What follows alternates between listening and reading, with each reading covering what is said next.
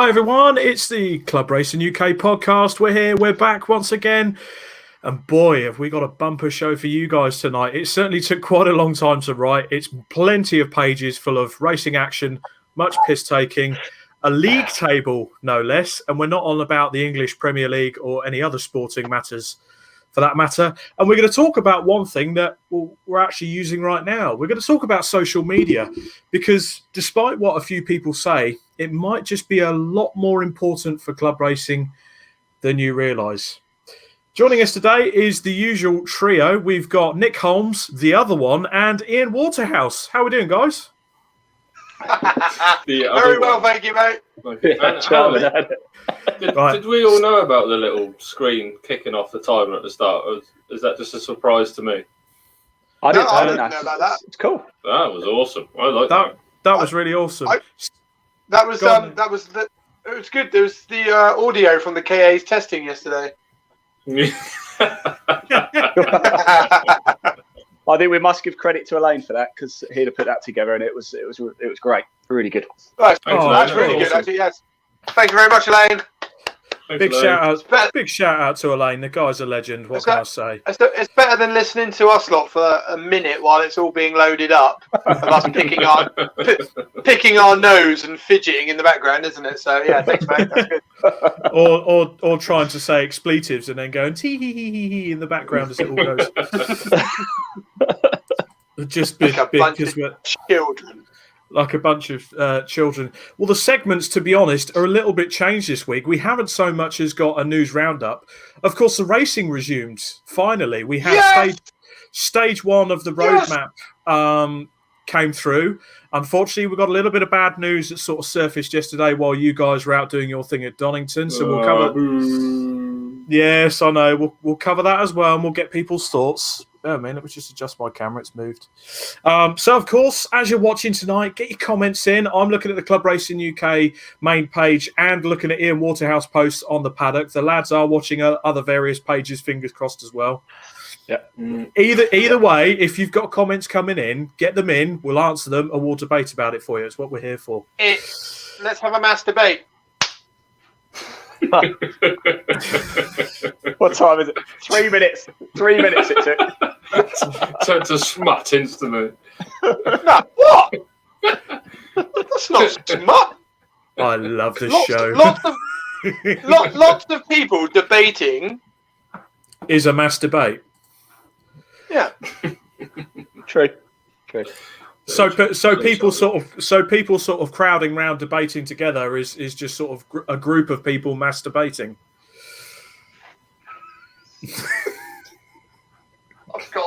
I'm gone. Anyway, moving on. Right, moving on from that, Stefan. I do apologise for my intro at the beginning. I was under orders to do that, and it was only because when we come to the first news item, someone referred to you as the other one. Oh, flat out. I remember that. Oh, yes. So we had to at least I'm known, just not by name, by face. Oh, well, let's be honest. You're like a cute little puppy dog anyway, so, you know. Anyway, okay, let's get this over with. So Thursday was the first of the testing that was going on, and it was myself, Nick Holmes, Ed Whitehouse, and Sam Pearce popped to see us. Went to Brands Hatch, and it was quite an eventful day, wasn't it, Nick? Yes, Robert, it was. Tell you what, let's bring up the first photo, and we'll see exactly what you mean. Oh, look at that! Look at that picture. Look at the size. I don't think I've It's almost qualified as a fat floor at this rate, Rob.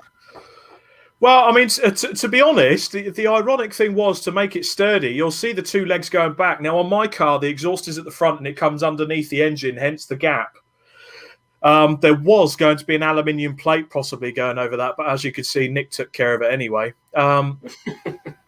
So that was bolted to the subframe, had 3 rose-jointed legs with spreader plates, one of which you can see that Nick has completely obliterated. Well, I say Nick obliterated it. We all did. It didn't last very long. To be honest, I'll put my hands up. I tried 9mm ply, not strong enough, simple as. And it was reinforced.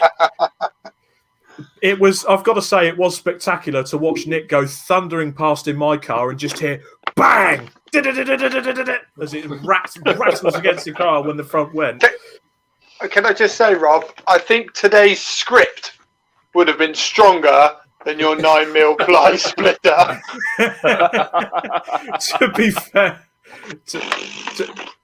yeah, it was. It was literally.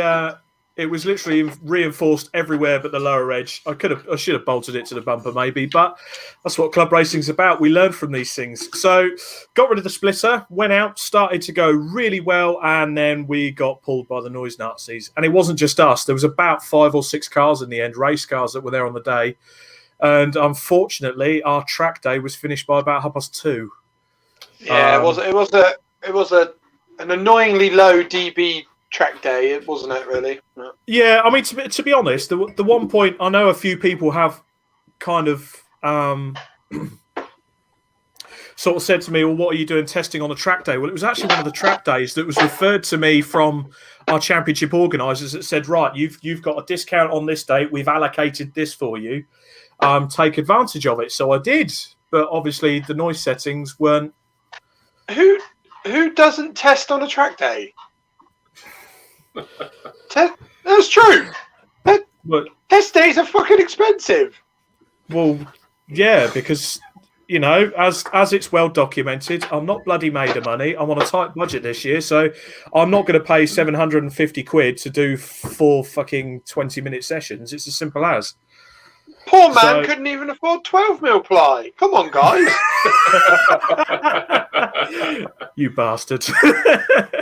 But no, to be honest, I knew as soon as that happened, this episode was going to go one direction only. But as well as the lads at Donington yesterday, I did kind of get a chance to reveal my livery. So I've got 2 more pictures for you, hopefully. Elaine? There we go. So that's how my car's going to look this year. So if we go to the second picture, third picture, there we go. Oh, look at that. I love the stash. And Nick's hat. It's very nice. Yeah, I think it's changed now. What did I send you guys the other day? Well, basically, we found out that with a whiteboard marker, you can doodle on the logo, so it's fantastic. I did get one sent to me with my face looking like Hitler. That wasn't me that sent it, that's for sure. No, I mean, it took me a while to realise as well, which I found even funnier. And I went back into my WhatsApp to message someone. I was like, hang a minute. Maybe in 2 weeks' time. Maybe in 2 weeks' time, we should start this at 9. What do you reckon? Yeah. I think sorry, Ian. We're going to get in trouble. Ian's getting antsy up there. I think it's getting that way. But the lads went to Donington yesterday, so I gave up my livery first. So as we all know, my car's going to be the sort of official podcast car. So mine's going to carry the podcast logo and such and so forth. I keep trying to prop my phone up to read comments, but sorry, Nick, go on. Can I just say, can we have a?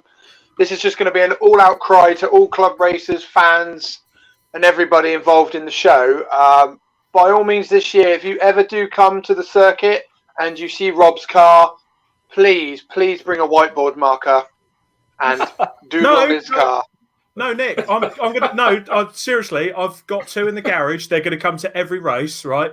One side is going to be kept professional, but the other side, you are more than welcome to come if you're quite artistic and doodle on the 3 faces, and then we'll wipe it off after every round, and then we'll go and do it again in the next round. I'm up for a laugh. It's good fun. That'd be a laugh, actually. Yeah, just don't doodle on the rest of the car because I've got sponsors and people that are helping me at the moment. So but yeah, logo by all means, crack on. This is going to be carnage, Rob. You do know what you just opened up here. It could be worse, Ian. I could put Ian, it could be worse. I could put a 9mm splitter on it, and it could obliterate itself within about 8 laps. You could do that, yeah. Oh wait, yeah. Oh wait, that already happened. What's that? Oh no.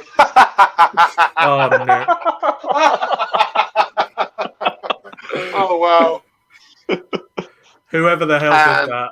Who did that? Whoever did that is going to hell. Right, just down to some comments. Chris Pearson, where's the face fuzz gone, Rob? I had to save weight on the car, which ironically I now need to put ballast in, but no, I just fancied a bit of a trim. Matt Clary has commented, serial listening to the show, the Focus sounded awesome on the dyno. Yes, so after we got knocked off the track for noise test, I did get a chance to get my car tested for the championship. So it was 171.2, wasn't it, Nick? I've got the graph here, yeah.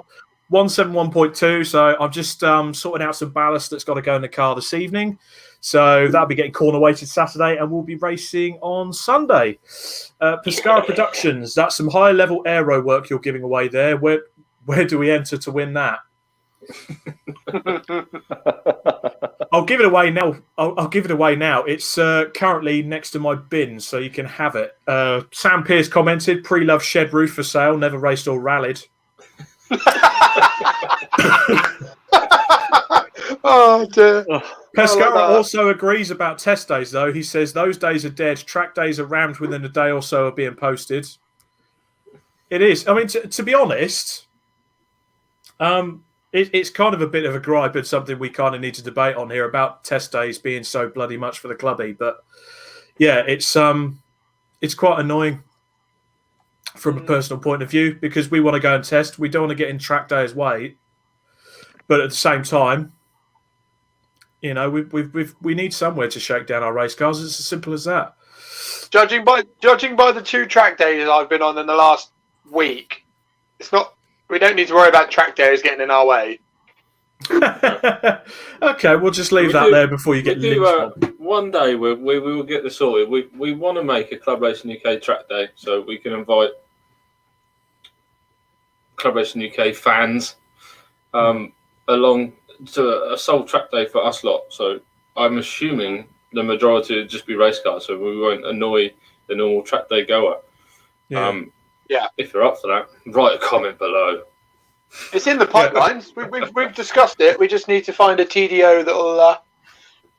It just costs tons of money. Yeah. If anyone wants to back our great idea. Sorry, we've got loads of comments coming in. The latest one that's just come in, Steph, Sam Pierce says you can tell it's race week. Stefan swapped a beer for a protein shake. It's actually a powdered energy drink made by Sneak. Today is strawberry millions, I think. It's very nice. Very nice. Very nice. Oh, look at that. I feel the energy coming through me already. Jesus Christ, they should make Stefan an electrician. There's that many plugs in there. For the record as well, you can definitely tell it's race week because this idiot up here decided to fill our office drawer up. We have a biscuit drawer. He put chocolate digestives in there, but the light version.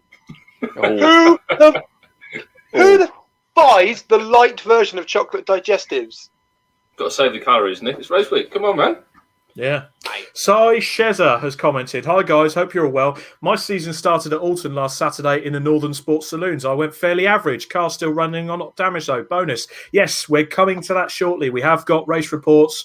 We've been watching a bit of the racing. Alpha Live. We're live at Donington Park with the 750 Motor Club, so we all watched a bit of that. Ed Whitehouse has commented saying, Rob, you're an absolute flute. No idea what that means, calling me a musical instrument. Ashley Shellswell, I've just booked a test day at Silverstone, same price as a Brands track day. Ashley, send us a link. Yes. Right, back to some other comments. Simon Court is watching this evening. Hey, Mr. Ambassador. I was going to say, Ashley said he never comments. He just did. He just did. Ashley, thank you for watching this evening, and good to see you. Steph, he's who's guilty of calling you the other one. I'm the other one. There we go. Simon Court has tuned in this evening. He's tinkering in the garage on his race car while listening to us having a good old masturbate. Megan Edwards, evening, sorting out my marshalling stuff, ready to start marshalling at Snetterton next weekend while listening to you guys in the background. Massive shout out to the Orange Army. We love you guys. We can only go racing with you guys there, so thank you for that. Nick Underwood's tuned in. Mario Neofitu has tuned in. Chris Pearson, I sense a new CRUK competition coming on. Best comedy cock on the logo. Well, I think Rob's already won that one. Oh! Oh, my God. Your on it tonight. faces. You are so getting vandalised at Donington. I'm going to draw like 20 dicks on your face and send it round Donington for the photographers for that one. I hope you're doing, and I hope they pull you in for indecent exposure in a car. Well, it won't be in the car, will it? I won't just be sat in. I'll leave that. I'll leave that. Okay. It'll probably be the first time in the history of racing that you get black flag for dicks. Yeah. Normally, Nick's being black flagged for being an absolute cock, not just showing them off. So anyway, we've seen my livery with the podcast logo on it, and of course, the lads went to Donington Park yesterday and showed off their liveries. If Steph, you did send the photos in, didn't you? Yeah, hang on, we do have a picture. Sorry, let me just jump back in. Cool. Elaine, if you're watching, it's the bottom one, the late entry mini, one, and the mini and the KA. Yeah. Now frantically look. There you there go. it is. There you go. Look at that. I do have to Spicy. say, Stefan, I did say it before, that does look really good, mate. You know, Thanks, they look fantastic, don't they? For our for anyone listening on a podcast, just sorry you can't see this. No, you're right. Sorry, you're missing out on this. Yeah, check out our Instagram or Facebook. You'll see all the pictures of all our cars, both our cars. You'll also see Rob's car on there as well. We do have to say a massive thank you. They won't be watching this, but I'll say thank you anyway to our painter / theming artist from work. Yes, Who did most of that paintwork, if not all of it. Did a fantastic job, and thanks to the guys at our work for allowing us to do it. As I say, they won't be watching it, so who cares? But cheers. love it. Did you say thief? Did you say thieving artist or theming artist? Theming. Ah, theming. Okay, sorry. Theming. I heard that wrong. I was like, why the fuck's he calling him a thief? That's Bit his harsh. official title. He gets a bit upset when we just call him a painter. So Yeah, he does. He gets a little bit teary, bless him. No, you But, call him an artiste. an artist. Yeah, For the record, though, he churned the mini out in a day. He did that in a day, didn't he? he did. Yeah. So Is it all painted, or have you got the stripes vinyled, or is it just No, it's it's all all laid? all paint. It's just the logos on top of it there, vinyl, but all the colours are paint. Oh, cool. Okay, so tell us about how the test day went. Yeah, it went well. It's a nice early start, thanks to COVID, but cold. Yeah. The mini was on song in the morning. Obviously, we haven't. The last time we were out with the Coombe, it wasn't pushing that hard. We've done loads of new stuff to it and added loads of stuff to it. So, proper shakedown in the morning, and then just slowly, gradually pushing it throughout the day. After lunch, it had a bit of a vibration, so we're kind of chasing that all afternoon to try and figure out what it is. So, got some parts on order to change tomorrow. Hopefully, that'll sort that out ready for Sunday. KA, obviously the new suspension and the new sticky tyres. I've done anything else apart from put that on, and yeah, I mean, it's going to be a hard one. I think it's going to it's still fun. Don't get me wrong. It's a race car going around a racetrack, but we're going to have to see what it's like with a load more cars. I think it's still going to be epic, but I mean, going around Donington, the brake pedal is not really necessary for most of it, so. It was. But it's well. So we're going to save on tyres and brake pads this year. Definitely High five. brake pads, okay. High five to MSV for always thinking of ways to save money. The only thing they'll have to bring in is a directive that you have to lubricate the brake pedal to stop it seizing up Yeah. after every meeting, because you're barely going to fucking touch it. Right. Unless your name's Justin White. Yeah. Sorry, Steph. Say again. Matt broke down on track, just getting that in there so you can take the piss out of him. What Yes, he happened? did. What, in the KA or the Mini? Mini. I think we run it a bit low on fuel and starved the fuel and popped the fuel pump fuse. So yeah, just conked out the bottom of the crane, I think. I did go past him in the KA and gave him the Wanker friendship sign as we went by. Hi, Matt. Give him the old wave. Wave and wave. Fair enough. Well, that's the testing. That's the testing news for the three of us. So I'm sure you will see us possibly in action on the live stream of My Supercar, the coverage of the TDT and TDC rounds on Sunday. Where basically we're all going to be there. So Nick's racing my car, Stefan and Matt Hibbard will be racing the Club Racing UK Mini, and I think it's a full grid, chaps. I haven't seen the entry list yet, but the last email that we got through, there was only 2 spaces left, and I'll be honest, it probably won't be too difficult to fill them. No. Well, it's probably hold on. I think there's 3 spaces now. Oh, what's that? Because your splitter's not on your car anymore. Ah, yes. Very good point. So Nick's taking care of the opposition already. Right, back to. So back funny. I know. Oh, I'm a funny guy. I know. Stefan, can you remember what happened at Castle Combe when we went there to test a Vectra? What was it? Yes. Now, Nick Holmes did perfect the art of wrapping an entire wiring loom for a car around a wiper motor mechanism, and we spent the lunchtime untangling it and joining it back together. That was quite good, wasn't it, Nick? That was good. In fact, I think most of the wiring loom is still held together with chocky blocks. Good work. There we go. Anyway, James, Not bad for a guy that's the electrician, eh? Exactly. Jamie Peter Ennis has commented. He's got his ARDS test on Tuesday at Mallory. Slightly scared, and thank you for the 40th birthday wishes yesterday. A happy birthday to you, Jamie. I hope it was good. And don't worry about the ARDS test. You've been around racing long enough. You'll absolutely cruise it. And let's be honest, with the motorsport school, you're probably in the best hands around. So don't worry about it. 100%. And we look forward to seeing that lovely grin with a pass sheet. It's all good. You'll be on track soon. Not to worry. Okay, let's move on to the next bit. So obviously we haven't got a news roundup because on Easter weekend we finally went racing again. Well, we didn't. We're doing next week, but racing was happening again. Now I haven't covered the Masters at Donington because let's be honest, that isn't club racing. It's probably the most expensive paddock going apart from the British Touring Car Field. If you do want to have a watch of it, though, I think the race replay is all on YouTube. It is quite a good watch. Yeah, but some serious machinery there. Oh, yeah, there was some serious cars there. But we will come to that later on, actually, to do with Mr. Chris Pratt.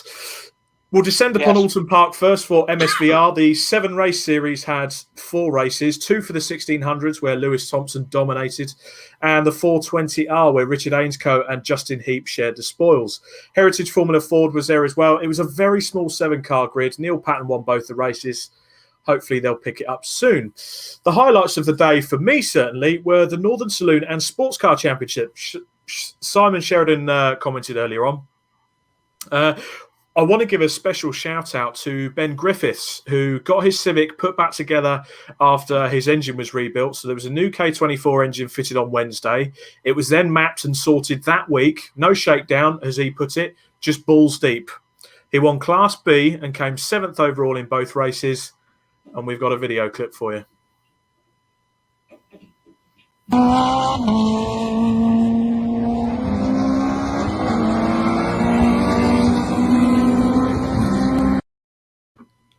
That does sound good, doesn't it? Very nice. It does. Unlike him, he sounds funny, doesn't he? Because he's from up north. Well, I'll tell you what. If you want a nice photo, Ben, we have got a photo of him as well after getting his trophy haul. Bless him. I think. Have we got a photo? There we go. There he is. Oh, what a handsome chappy. There we go. He looks dead happy, doesn't he? He does. Dead happy lad. Yeah, it should be. Ian, I've got a question via Matt Cleary. He's asked if the live feed on Sunday recorded so he can watch it in the evening. Yes, it would be if we're going. You know, we've got a little bit of breaking news, actually. We might not be going on Sunday, and the reason being my son tested positive for COVID yesterday. One of these home kits. So we've taken him to a testing centre today. If that comes back positive, I'm afraid we're out Sunday because we have to isolate for 10 days. If it comes back negative, we'll be there. So fingers crossed he's negative But yesterday he tested positive on one of the home kits, which means if he does have COVID, I have to stay at home too, unfortunately. Nick? Just a suggestion. Do you have like a large box you could stick him in? Yeah, got a cage actually, just behind. Excellent. Just lock him in there. Come and do some videoing. Yeah.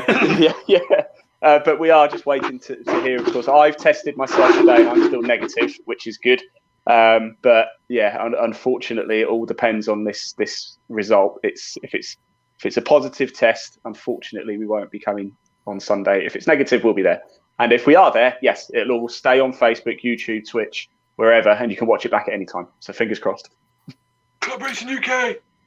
We'll certainly keep our fingers crossed there. I believe. What was that, Nick?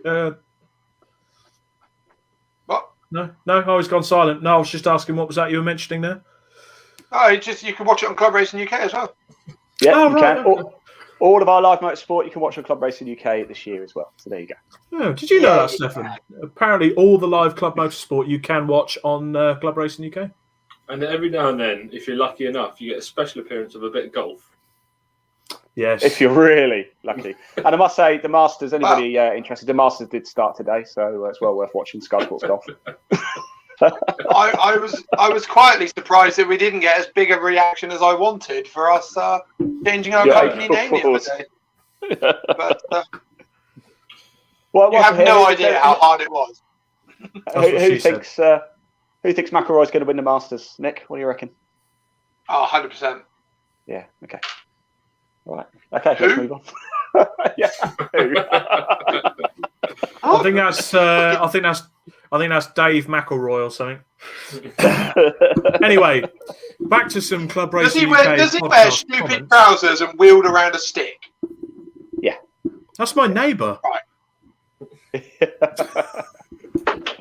That could be anyone's neighbour. Wears stupid trousers, wields a stick. Sometimes it's Nick.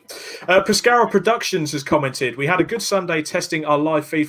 Yeah, big shout out to you guys. So Pescara Productions were covering, I think it was an autographs meeting. They got 6,000 people watching, but that was, again, live feed, motorsport, watching from the trackside at various corners.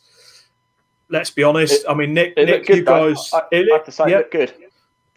Looks very good because you can watch something like My Supercar that brings you the footage from the pits.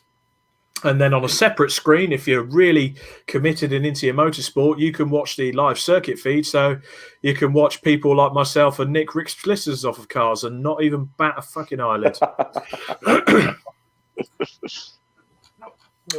Anyway, moving on. Castle Combe had a wonderful meeting there as well. It was only the 4 championships, in-house championships involved. A big shout out to Chris Pearson and Sepia Photos as well. I contacted him and asked him for photos of all the winners that we had coming in. He's managed to supply them for us, top quality photos. Give him a heads up and you will see him in and around Castle Combe and other race circuits, I'm sure, this year. Castle Combe Racing Club Hot Hatch, Jordan Kerno and Chris Southkirk came up with the wins. We've got some nice pictures of them there. There we go. That's the most versatile club race car. Do you know, I've never seen a Honda Civic on a racetrack before. No, it's it's certainly it's certainly a rarity. It's good to see it out. It's turning into a bit of a relic now. And we've got Chris Southcote's Peugeot 205 GTI, which I have a bit of a liking for. The bonnet's That's a cool car. That's a cool car. That is cool. I do like an old 205. There's something about them, isn't there? Mm-hmm. Lovely little cars. Can I just say something before we go a little bit further? What's that, mate? I must admit, it's on a live show, guys, so you can watch this back. I actually developed quite a soft spot for the Honda Civic Type R yesterday. There you go. Breaking news for Club Racing UK. Have you taken developed? Was it a particular one or just all? No, I think it was the 6 or 7 area motorsport ones, literally nose to tail around Donington yesterday. Absolutely hammering it. It was fantastic to watch. I'm not going to lie. I will be watching the Honda Civic Cup this year. I was going to say and all of that. Yeah, I was watching these guys go for it. I mean, it was a track day. It was a track day. It wasn't. They were racing, and it was brilliant to watch. So good. Just I completely agree with you. Civic Cup is probably one of my series that I'm looking forward to watching this year. It's under new organisation. They've got maximum grid numbers already that are registered. We've got good friends that are racing in the series as well, people like Sam Pearce. So, yes, it's got all those ingredients. It's a tight-knit series. It's certainly something to look forward to.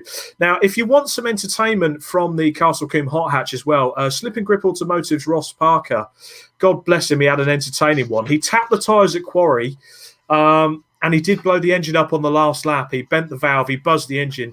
If you want some entertainment and a guy that was really trying hard at the wheel of a race car, go to Slip and Grip Automotive's page. He's uploaded the entire race for everyone to see. And I'll tell you what, I felt for him at the end there because it's a beautiful little car he's got.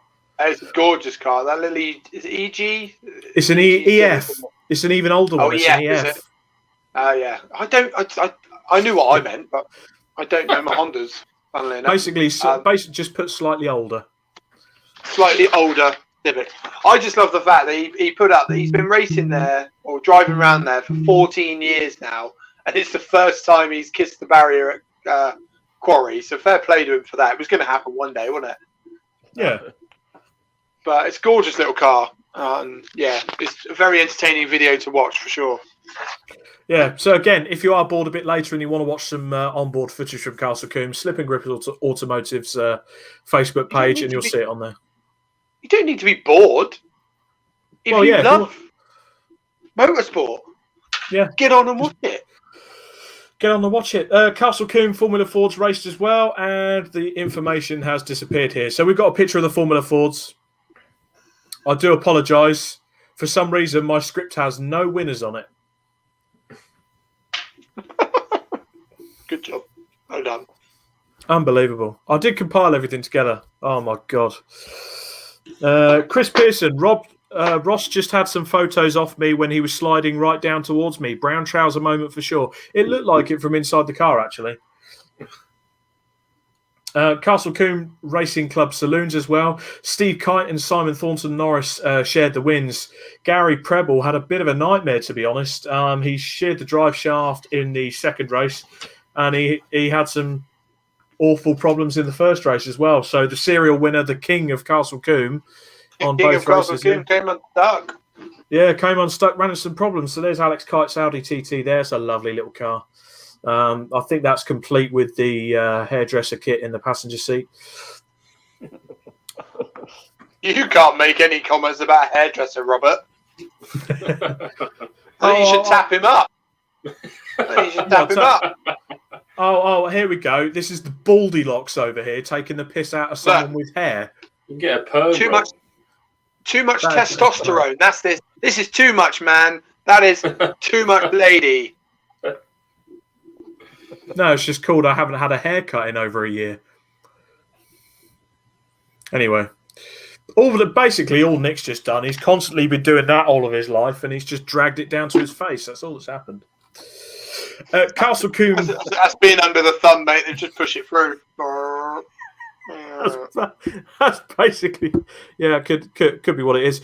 Chris Pearson, you absolute lifesaver. The Formula Ford 1600 winner was Oliver Waite for race 1 and 2. He was also awarded driver of the day. Thank you. Got me out of a hole there, Chris. You absolute legend. Castle Combe Racing Club GT Championship was won by Tigra Silhouette. I'm not going to say it's a Vauxhall because, let's be honest, it's a space frame car. There's probably barely any Vauxhall stuff on it. Either way, check it out. It's so pretty. It's very cool. I do like a silhouette. No, that's Simon Thornton Norris's one. So yeah, that's the Tigra Silhouette there. And the second race was won by the Ginetta as well. Who was driving that, Rob? I appear to have lost that off my pissing script as well. 169 won that? Yeah, it's number 169 won that. I do apologise. Chris, help. Chris, can you come on and host the show, please, mate? Our current guy's doing a crap job. I I'm say only joking, Rob. I I'm say only this with so much love, Nick, but suck your. Anyway, Behave. right. I have neglected my comments, so I need to go back. Okay. Sam Pierce says standard Vauxhall. Then I think he's on about your wiring loom incident at Coombe. Right. So Pescara Production. Neil Ashcroft, evening chaps. Good to see you at Brands the other day. Good to see you guys. Fantastic. Richard Dodman has tuned in this evening. Who's he? He says 205s are awesome. Yeah, I'll give him that. Yeah, Sam Pierce. Nick owes me an apology.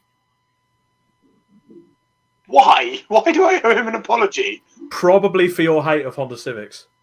I didn't have a hate. I'm just not a hot hatch fan, and I don't. Yeah, Honda Civics are just easy. If you don't have a personality, buy a Honda Civic Type R. Is what I was saying. Okay. Well, if you are watching, right there, if you are Well, it's watching, true, and isn't you do own, if you are watching It's and true. you do own a Honda Civic, It's we true. will be posting Nick Holmes's home address after the show. He's Good luck racing with on that. Sunday in a Ford Focus. You can throw things at him. Don't throw things at my bloody car, you tosser. Wait until he's Pick out a of lie. it. A bit of buffalo board will help. Mate, do you know how hard it was to try and get hold of some fucking buffalo board? Everywhere around Southampton sold out. Like, how many buffaloes do they have to cut down to make that board? Jesus. Anyway, Matt Cleary, Vectra for sale, PM Nick. Vicky Pratt, Nick loves Honda. Well, to be fair, he does, but he loves Ford even more. What can I say? Let's be honest, Nick. The first thing... Well, no, you fucking hate me. But the one thing you did say when you got out of my car was, "I fucking love this car." It's fun. It just promotes you to drive like you've got an Asbo. well, basically, we did get an Asbo. We got launched off the side. we did. I'm told to go away. Yeah, basically, you're too loud. Is there any way you can quieten your car down? No. No, like I said to you, it was a shout out to MJA really, because that engine in that thing, the rest of it's a piece of crap, but the engine, my God, pulls like a train, just absolutely on song. Love it. No, I'm joking, Rob. Your car's lovely. It is. Well, speaking of MJA, we are going to feature them as well later on in the show. Sam Pierce, how can anyone comment on personality when you own a Vectra?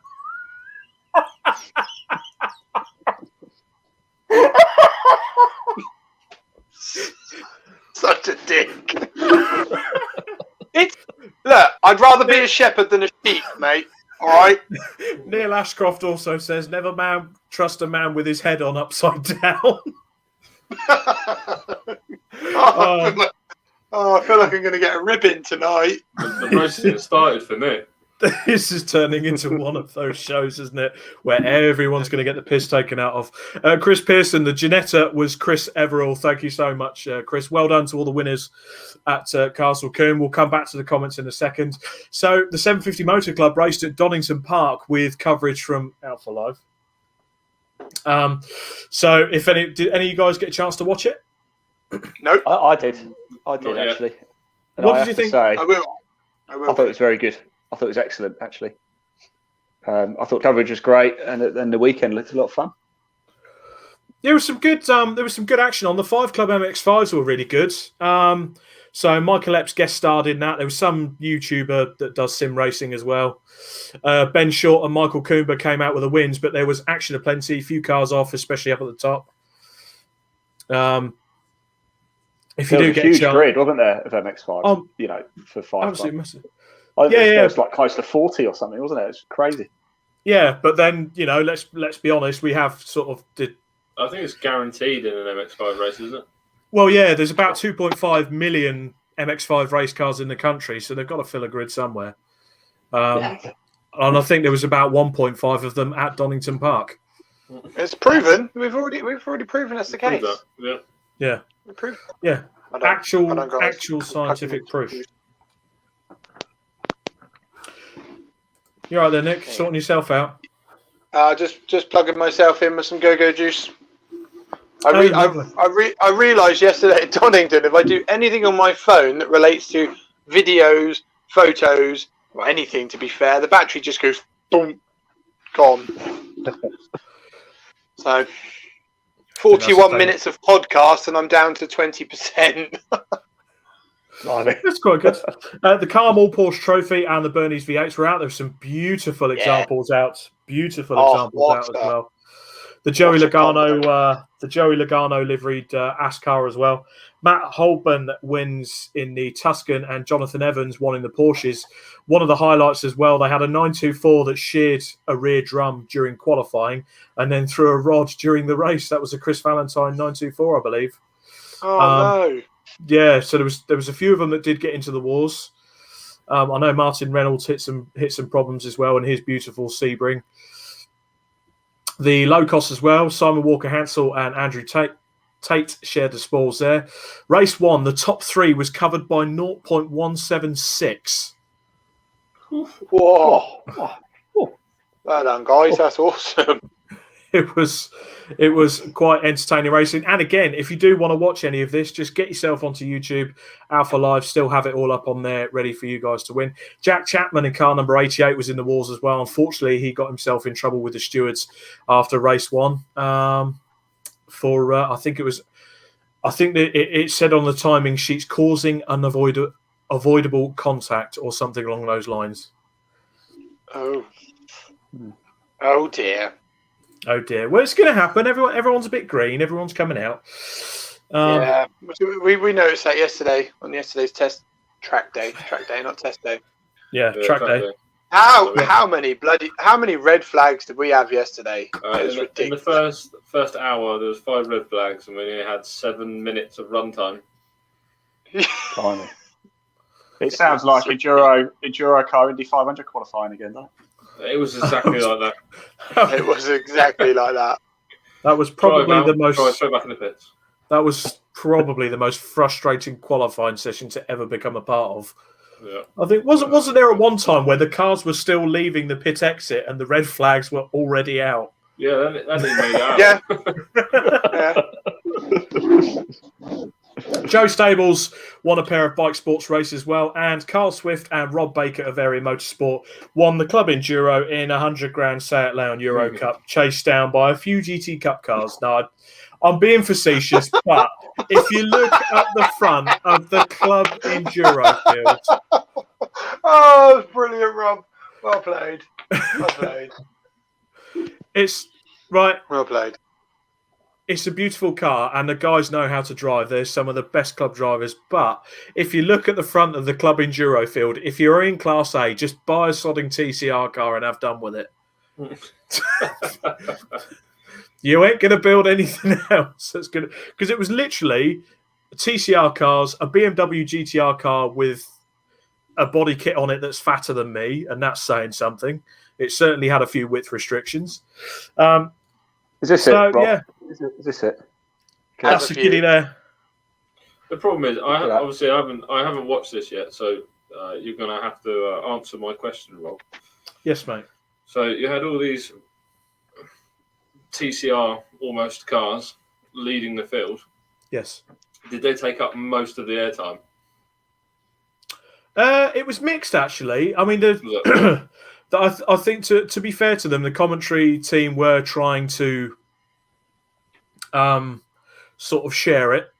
Yeah. Certainly some of the racing lower down the field. I mean, a shout out as well to Rowan Lundy. You've got the fastest time in Class C in a Toyota Celica. Sadly, they had to retire. But some of the smaller battles down the grid were there. But then again, you also have the problem with an endurance race. Start of the race, everything's bunched up. It separates. Yeah. And then the finish got a bit tasty. Towards the end, so it's always how it's going to be. But yeah, it was just quite funny and quite ironic. I mean, you're on the Racers WhatsApp, isn't it, Nick? And that was just a few comments on there. Okay, 100 grand TCR copy has just won the Club Enduro Series. Yeah, that's good. You know what I mean? And I don't mean to sound facetious, but it can be seen that if someone's looking at that championship, they're like, shit, okay. I've got to buy one of those then. Well, you get that with some series, don't you? There's when you've got such an open take on the regs, you bring what you want. Oh, here we go. Oh, Nick's all over the place. Bloody Nick, thing's gone. Looking comfy there. Look. I know. I'm Right, comfy in my lounger, but so before we funny. Before we go on to our sort of main event this evening, I'll go through some comments and just set us up ready. Pescara Productions have come back. If anyone is looking to get their racing streamed now that they've announced that no spectators are allowed until May, get in touch. I think they're just looking to get back out there and set up and test the live stream and see how it goes. Oh, this is not working. Neil Ashcroft says as well, never trust a man with his head on upside down. That certainly seems the case when he can't even... We've had that one. We've had that one. Oh, yeah. Oh, no. He said something else as well. Daft statement of the night, Nick. And he also said he owns a Civic. What of it? I don't get me wrong. Like I said yesterday, I have a little found love for them now, seeing how good they were around there. I just think it's not original. It's easy. Sam Pierce, your phone is about as reliable as your race car. Yeah, it is. Next comment. Come on, keep it coming. Matt Cleary, any of you guys have onboard cams for Sunday? Will be good to see some from the driver's seat. Obviously not live. Yeah, I think we all are. It's actually it's mandatory. So yeah, we all have to carry Hopefully yours stays attached this time, Rob. Yeah, it's only because I didn't screw it in. Yeah, I forgot about it. It's all right. I sorted them out back out. It was fine. It was my own fault, that. Jordan Honeybone is watching. Says, you boys don't need testing. I bloody do. Steph's just off for a wee. You're at the front of the grid, boyo. Yeah, that's not going to happen. No, it's one of those. This year is going to be sort of a... Basically, it's going to be like a blind man at an orgy. I've just got to feel my way in. So that's just how it's going to be this year. Fucking hell, Rob. What a better way to do it. So yeah, and of course we'll see Jordan Honeybone there in Class B of the TDC. Simon Court. Is this why you're sticking me out first? Why? Is this why you're sticking me out first? Do I have to feel my way around it between drivers I don't really know? Pretty much. I hate you. So if the car gets broken, it's your fault. Oh well. Oh dear, there's no need to be so facetious, Nick. No, it is what it is. Nick's our plan is Nick's going to go out first because he's race ready, race fresh, and then can get into it, and I could just go in and bang some laps out towards it. Well, Nick, you were the last person to race in anger, I think. I kind of raced for 4 laps in September, but we'll skip that. What are you moaning about now? We covered Blind Man in an Orgy.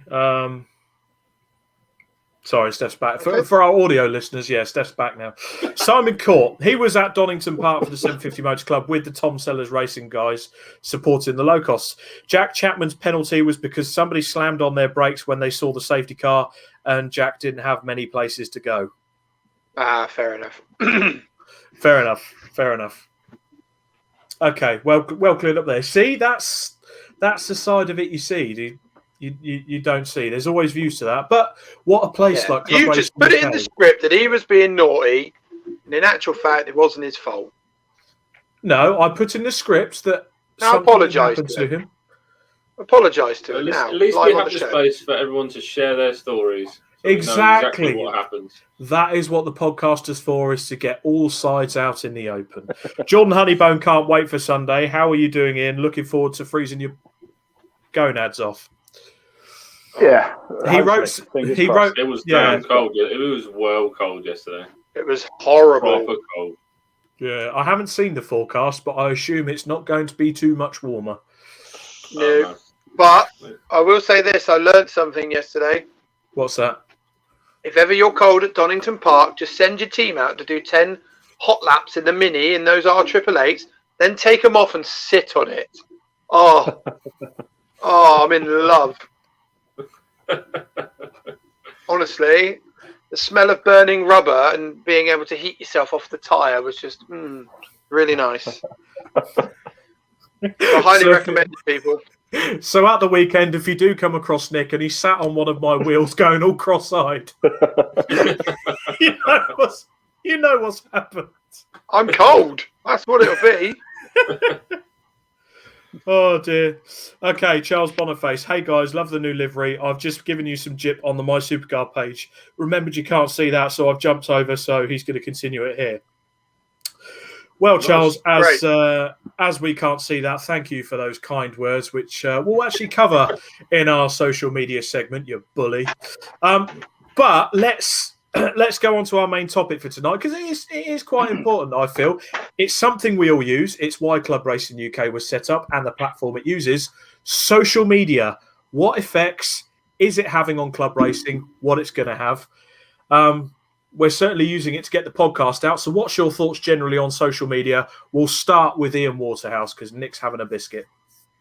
It's as you know, Rob, it's where we broadcast to. It's crucial, and we'll come to what we've put together shortly. But some people like it, some people don't. The simple fact is you can't ignore it. It's there. It's getting bigger, and it's now. I mean, in yesteryear, to watch live motorsport or to watch any sport, you used to have a subscription to a certain TV broadcaster. Nowadays, you can watch it for free. I mean, Alpha Live's coverage on Monday. That was completely free. If you want to watch Formula One, you've got to pay Sky £40 a month. And it's accessible for everybody, and it's opened up so many opportunities. Like it, don't like it, it's there, and you've got to take advantage of it. As a race series, as a driver, you have to take advantage of it. There's no two ways about it. You've got to. Yeah. I mean, you say it's the new exposure. Something I kind of thought about the other day when I was writing the script for this. Would you say that social media gives you a bigger presence nowadays than being on TV or in the magazines like Autosport? 100%. Yeah. I'll tell you why, and I'm going to talk about golf for a second because I know Nick's a big fan. And Sky love golf. Yeah, and Sky broadcast a women's golf tournament, a fairly high-profile one, and it had, I think, the view figures released for 27,000 people watched it. I think this was even on TV, and we did one on social media that was fairly low-key compared, and we had 210,000 people tuning to watch. With a subscription service and stuff like that, you immediately block out a huge volume of audience of people who want to see it. With social media, it's endless. You can get it to anybody. You've got a target market audience that's about 2.6 billion people around the world. Why wouldn't you take advantage of that? Why wouldn't you utilize that? And the reach you can get, I'm adamant we get more views on motorsport, and we'll just stick with motorsport, but I'm 100% confident we get more views in motorsport than Motors TV ever got. 100%. I'm confident. Alpha Live did 30,000 views on Monday. 30,000 views. That's good. Although I must hasten to add, I think the overall record is 56,000 set by us at Cadwell Park last year. for the classic touring car. Drop that one in there. And I think we did 35,000 at Enduro last year. But anyway, look, enough about that. But that does highlight what you can achieve just on social media, doesn't it? And no disrespect to Motors TV or whatever guys it was under or is now. I don't know the exact viewing figures that they had, but I've spoken to a lot of series who used to pay for that, and they said their viewing figures was in the single thousands.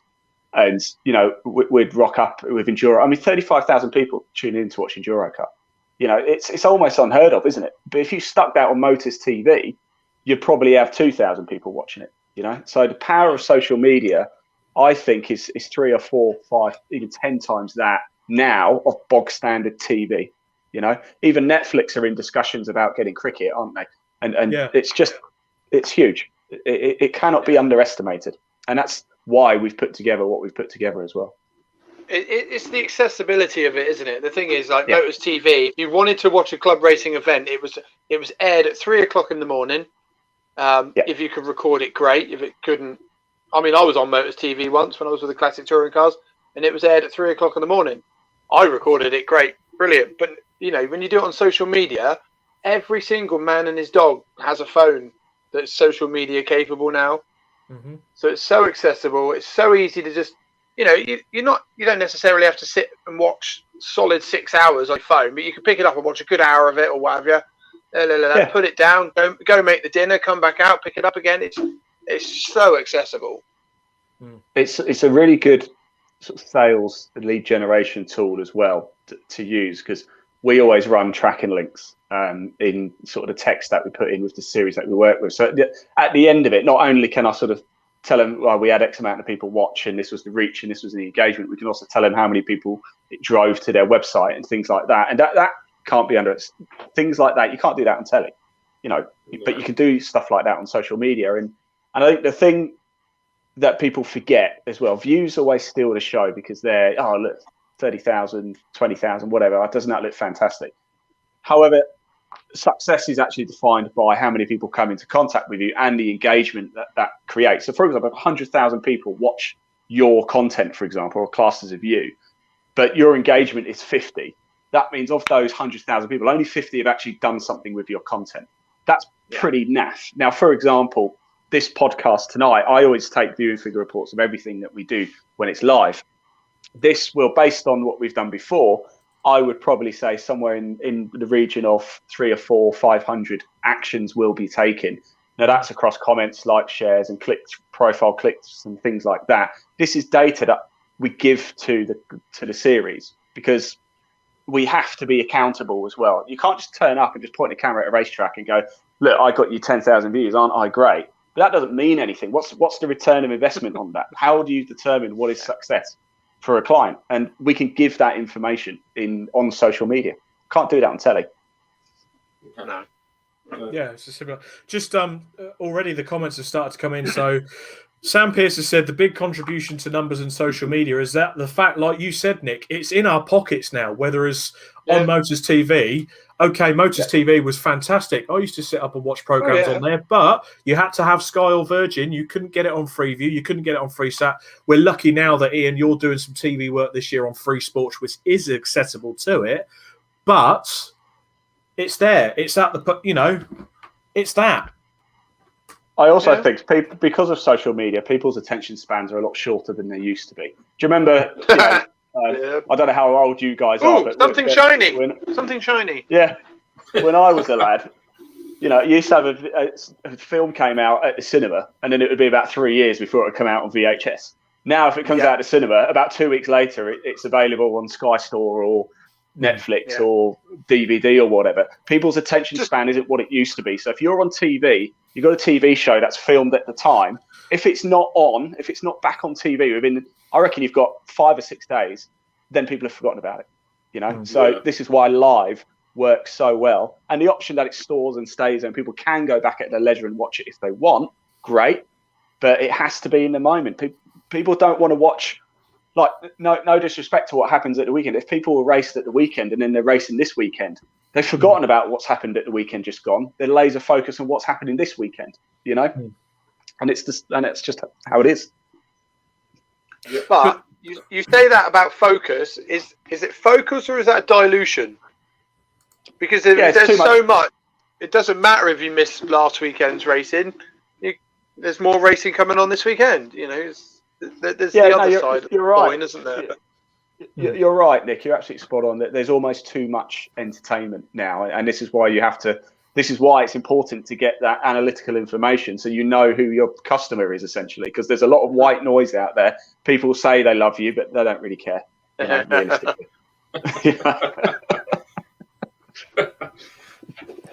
Which got like true. The thing with social media as well, certainly drivers and teams can use it to build an identity, interact with their fans and sponsors, whereas beforehand it was either face to face or you had to do some seriously, you would have to pay for an advertisement in a magazine, whereas if you have an advert like a platform like Facebook or Instagram, you can create what is virtually an advertising page for free.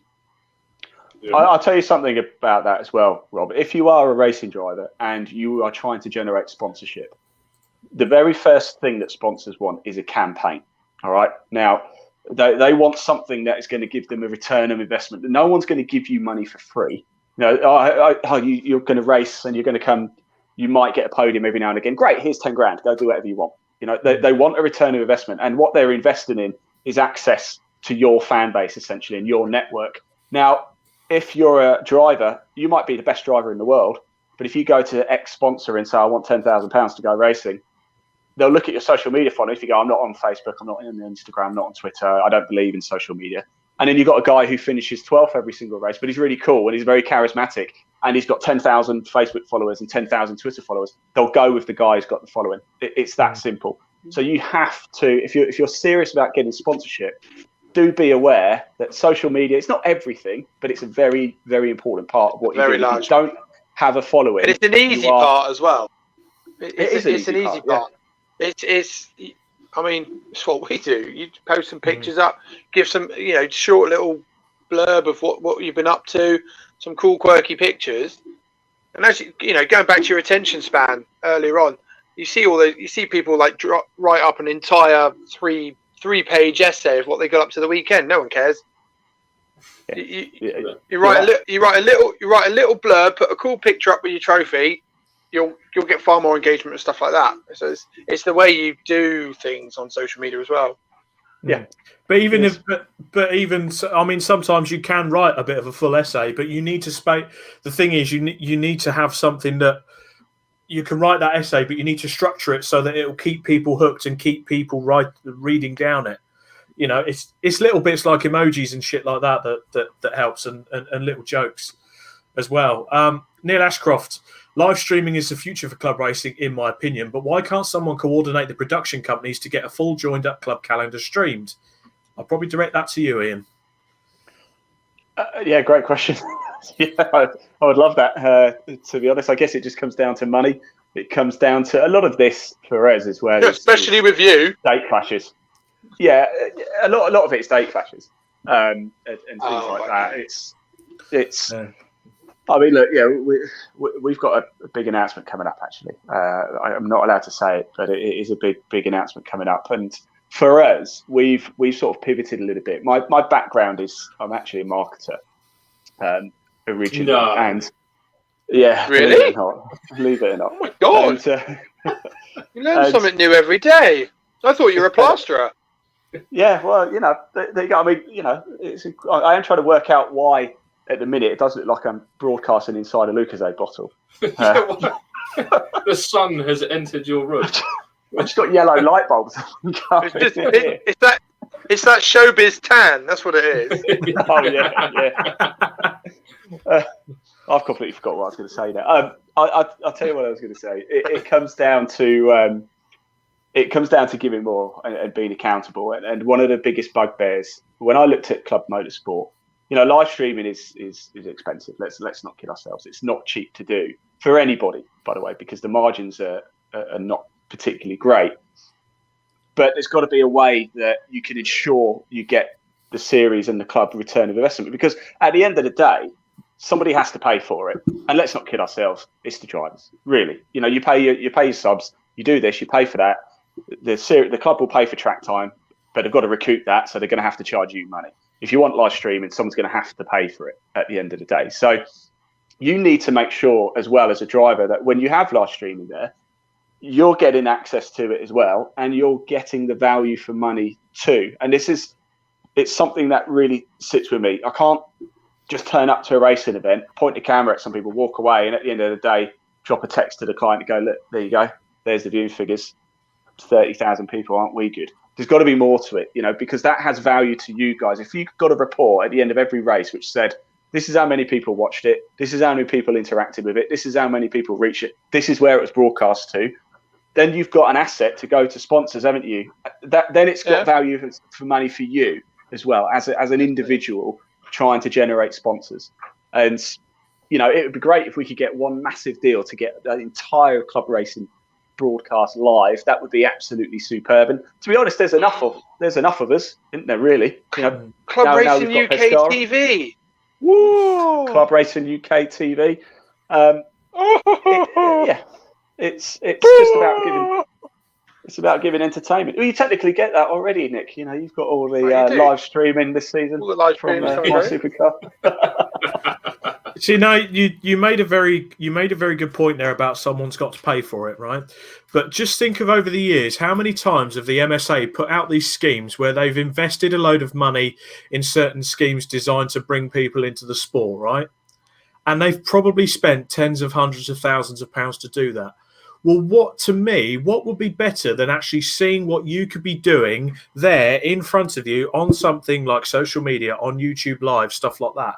Because as a comment, there's a few comments coming as well, and this relates to me.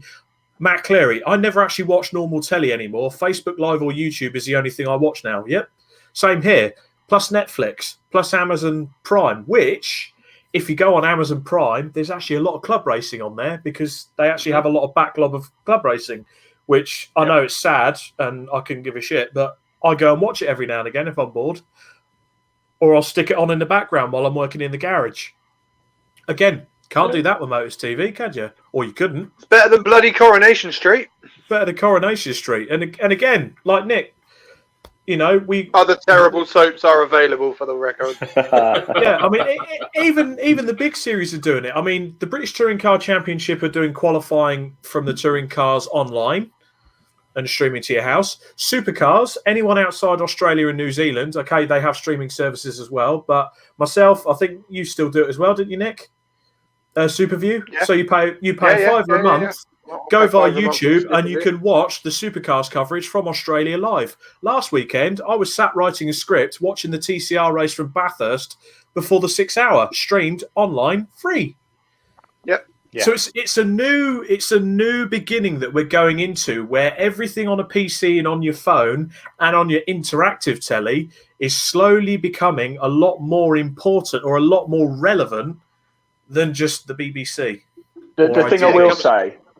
The thing I will say, that there's actually a huge difference for club racing and stuff like Formula One and TCR Bathurst, because that is, no disrespect, but it's more elite sport. So that already has the following. I think what we're trying to do in club racing is first of all make sure that the drivers and the teams are getting value for money by getting the right kind of exposure. And I think we spoke about it before.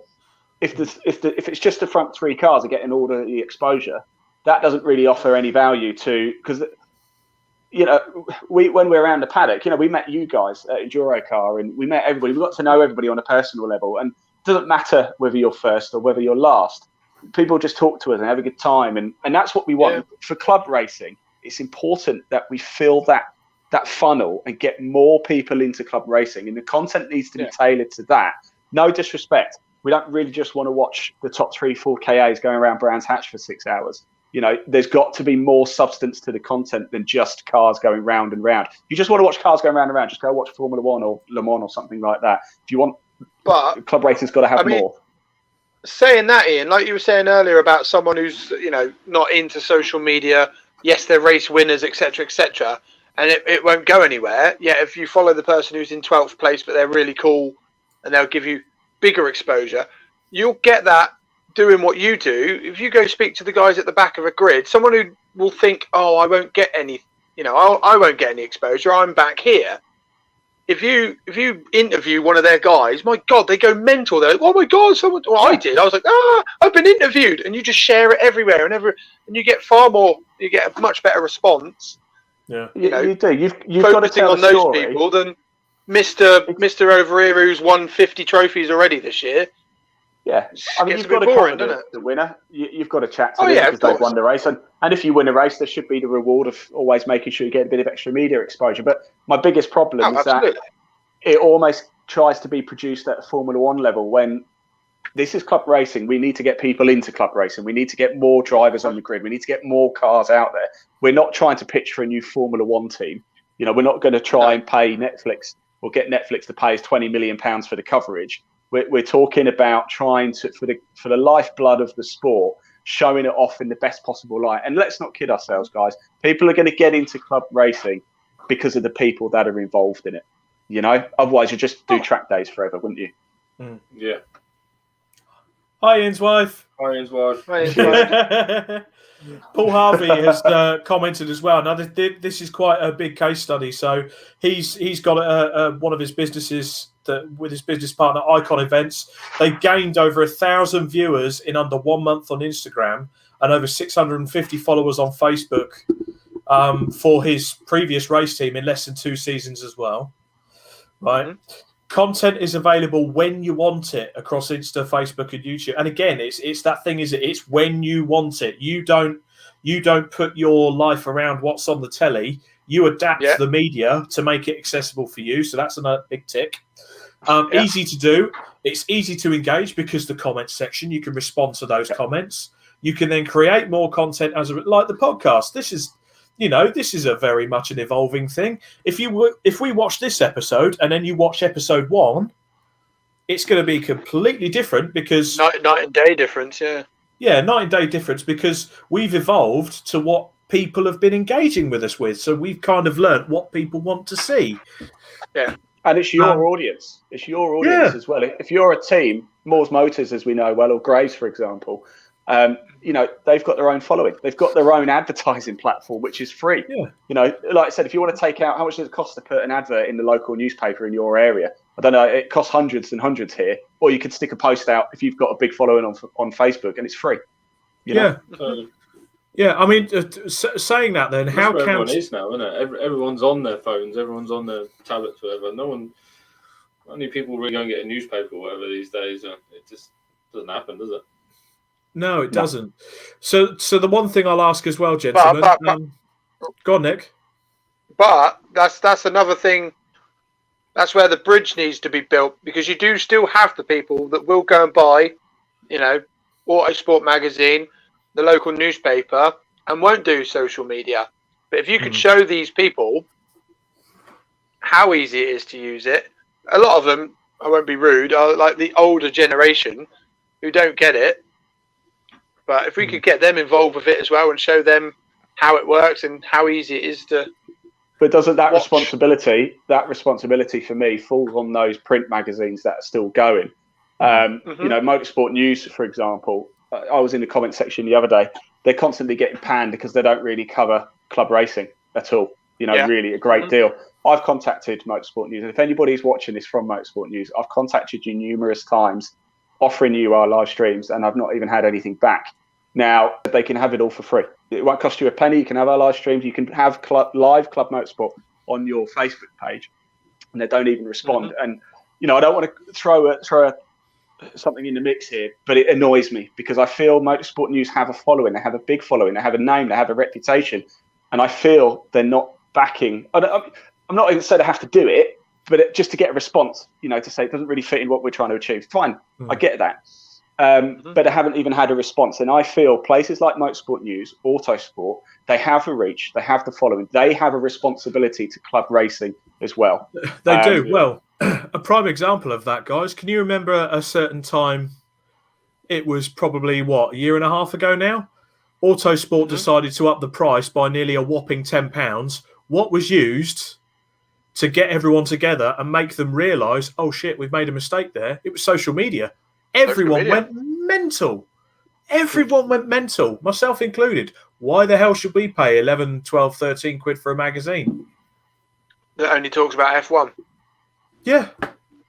When there's already on their bloody publication, they already have an F1 magazine.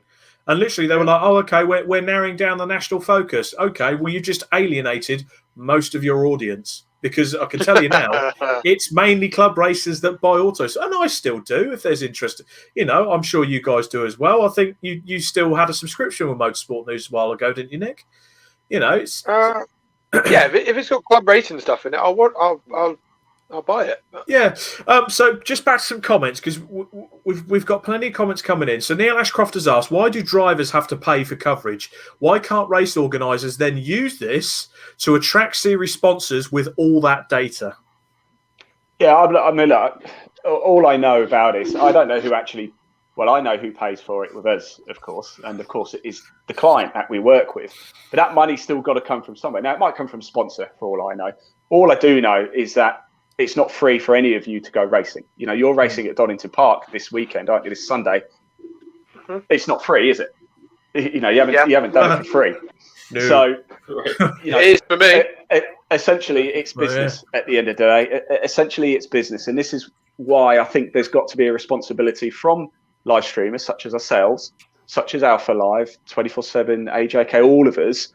And, you know, by and large, I think we all do it, you know, as well. I can't speak for the others, but I can speak for myself. I'm pretty confident Alpha Live, I have to say. I was very impressed. I've always been impressed with Alpha Live, actually. But it's got to be a responsibility to make sure that you are delivering that value for money as well, because you've got an obligation to the teams and drivers as well. Okay, so question is then, where do you draw the line between greed and, you know, helping out the club racer, the club itself, and things like that? Because everyone straight away goes, someone's got to pay for it. Someone needs, you know, the club racer's got to pay for it. You need money, money, money, money. Why can't you, as you've just pointed out, Ian, a lot of the stuff you put out, all the content and stuff can be free. So why can't people put stuff together? Surely the larger benefit Yeah, it could be would free to outweigh view, sometimes this. But then why don't these series do that then? You know, why can't MSV, who own all these tracks, give away free track time? Because look, it's not free to live stream. You know, there's significant data cost every time you go out, and you know, same for you guys. You know, because the simple fact is, you know, we love motorsport. I'm a passionate motorsport fan. However, I can't go to a racetrack every other weekend or whatever and pay hundreds of pounds to go do live stream. I'm just not going to do it. You know, I'm going to say, well, no, and Alpha Live won't do it, and nobody will do it. You know, and that's where you've got to look at it. And if that happens, then you're going to lose millions of views on club racing every single year. And I can't speak for other people's costs, but I can tell you our margins are very, very narrow, very narrow. You know, first thing we have to make sure is we cover our costs. That's number one priority. And a bit like you, I know where you guys work. You don't go there for free, do you? You know, no, you quite rightly, you have to make a living. You have to make a living. You know, as you can see, I live inside a Lucozade bottle, so I'm not rich at all. Times is hard. Sorry. What I meant by it though was the fact that surely it's more beneficial for a club to front the cost than for their exposure. Than trickle it down to the drivers. But they might do it, and I think what happens, it's like most businesses, isn't it? They work out how many drivers are going to have for this season, they work out what the costs are going to be, then they see what's left, and then work it out from there. I'm not saying the drivers literally rock up and have to pay, right, here's 20 quid for the live streaming and stuff like that out of their own pocket. It's all included, everything's included in your fee, and then if the club deem that they have enough spare reserves or an extra sponsor come on, a lot of this is sponsorship obligations as well. You know, if you've got we did the 2CVs 24-hour race last year, and it was a sponsor obligation, and the sponsor fitted the bill. You know, so you know, great if you can get it. I'm not literally saying it's the drivers who've got to essentially pay for everything. However, you know, at the end of the day, if there's a load of free cash knocking around and going around, for example, then the first priority, surely, let's make your race entry fees a little bit cheaper. But if you're a series that you need to get more cars on the grid, you need to use that money in marketing. If you're a business, you have to have a marketing budget, and live streaming is a massive way of marketing. But then you know what you could do. Sorry, Rob. You know what you could do? Make it optional. Make it optional for the drivers. If you don't want to pay the live stream fee, you just get pixelated during the stream. Yeah. We could interview you and just like put a black it out. Just a smiley face on top. I'm here with Mr. Smith, but we're not allowed to talk to Mr. Smith, so we're going to talk to you because you paid for live streaming. Go on, Rob. Sorry. But because you say that the operating costs are narrow, so let's say, I mean, how many sort of club racing operating weekends are there a year? Would you say 45, 40? What, across the board, right? Consistent weekends. Yeah. Geez, I'd probably say, I mean, now they're running into December, aren't they? So so you could almost put. And again, I say, you know, Motorsport UK, the clubs, you could almost set up async because again, back to my point about earlier, if you're physically seeing on the TV, the best way to attract people to the sport is to actually broadcast it and take it to the masses. A bit like what like what you guys have done with Club Racing UK with the post. You're showing people just how easy it is to go and do your ARDS tests and to go and physically do it. Now, if someone's just scrolling across YouTube one day and they watch these YouTube videos where these guys review cars and shit like that, and they come across, oh, bloody hell, there's some actual racing going on, some club racing from Silverstone, for instance, or Stetson, and they go, oh, bloody hell, how can I get into that? And they can go into it that way. So they're always, in various sports, the Premier League puts a vast amount of money towards grassroots in football. I know it's the same in rugby with the RFU. They put a lot of money towards grassroots. Surely, from Motorsport UK, some of that grassroots money could go across just to contribute, not pay for it all, but just to contribute and maybe approach the circuits and go, okay, here's a bit of cash to make your circuit live stream ready, for instance, to put the camera equipment in place or whatever, so that you can stream a meeting from that circuit with ease, and it shares the costs all round, whether it's from clubs themselves like the BRSCC, BRSCC, BARC, MSV or whatever, the circuit owners, sorry MSV, that's 2 bills for you, but you know what I mean, Motorsport UK, and maybe, okay, if it's £2 out of my licence fee per year, if you think how many racing members there are, how many licence holders there are, if it's an extra £2 or so across the members that contributes towards that, I would pay it. Yeah. I think it's one of these though. The Premier League wouldn't give away their rights, just to a central house. That they control everything, and it's the same with the clubs. You're almost then dictating to the clubs what they can and can't do, and I think they need to retain their own independence. BARC can do what they want, BRSCC can do what they want, MSV can do what they want, and if you're putting them all in the same bracket, then and your membership has to include that, you are putting pressure on those clubs as well. And then essentially what happens is what you'll find is then Motorsport UK, for example, own all the broadcast rights for club racing. And then what actually happens, Motorsport UK look at it in a year and think, oh my God, we had 5 million people tune into club racing. We're going to stick this behind a paywall now, and it's going to be a subscription service so we can make more money.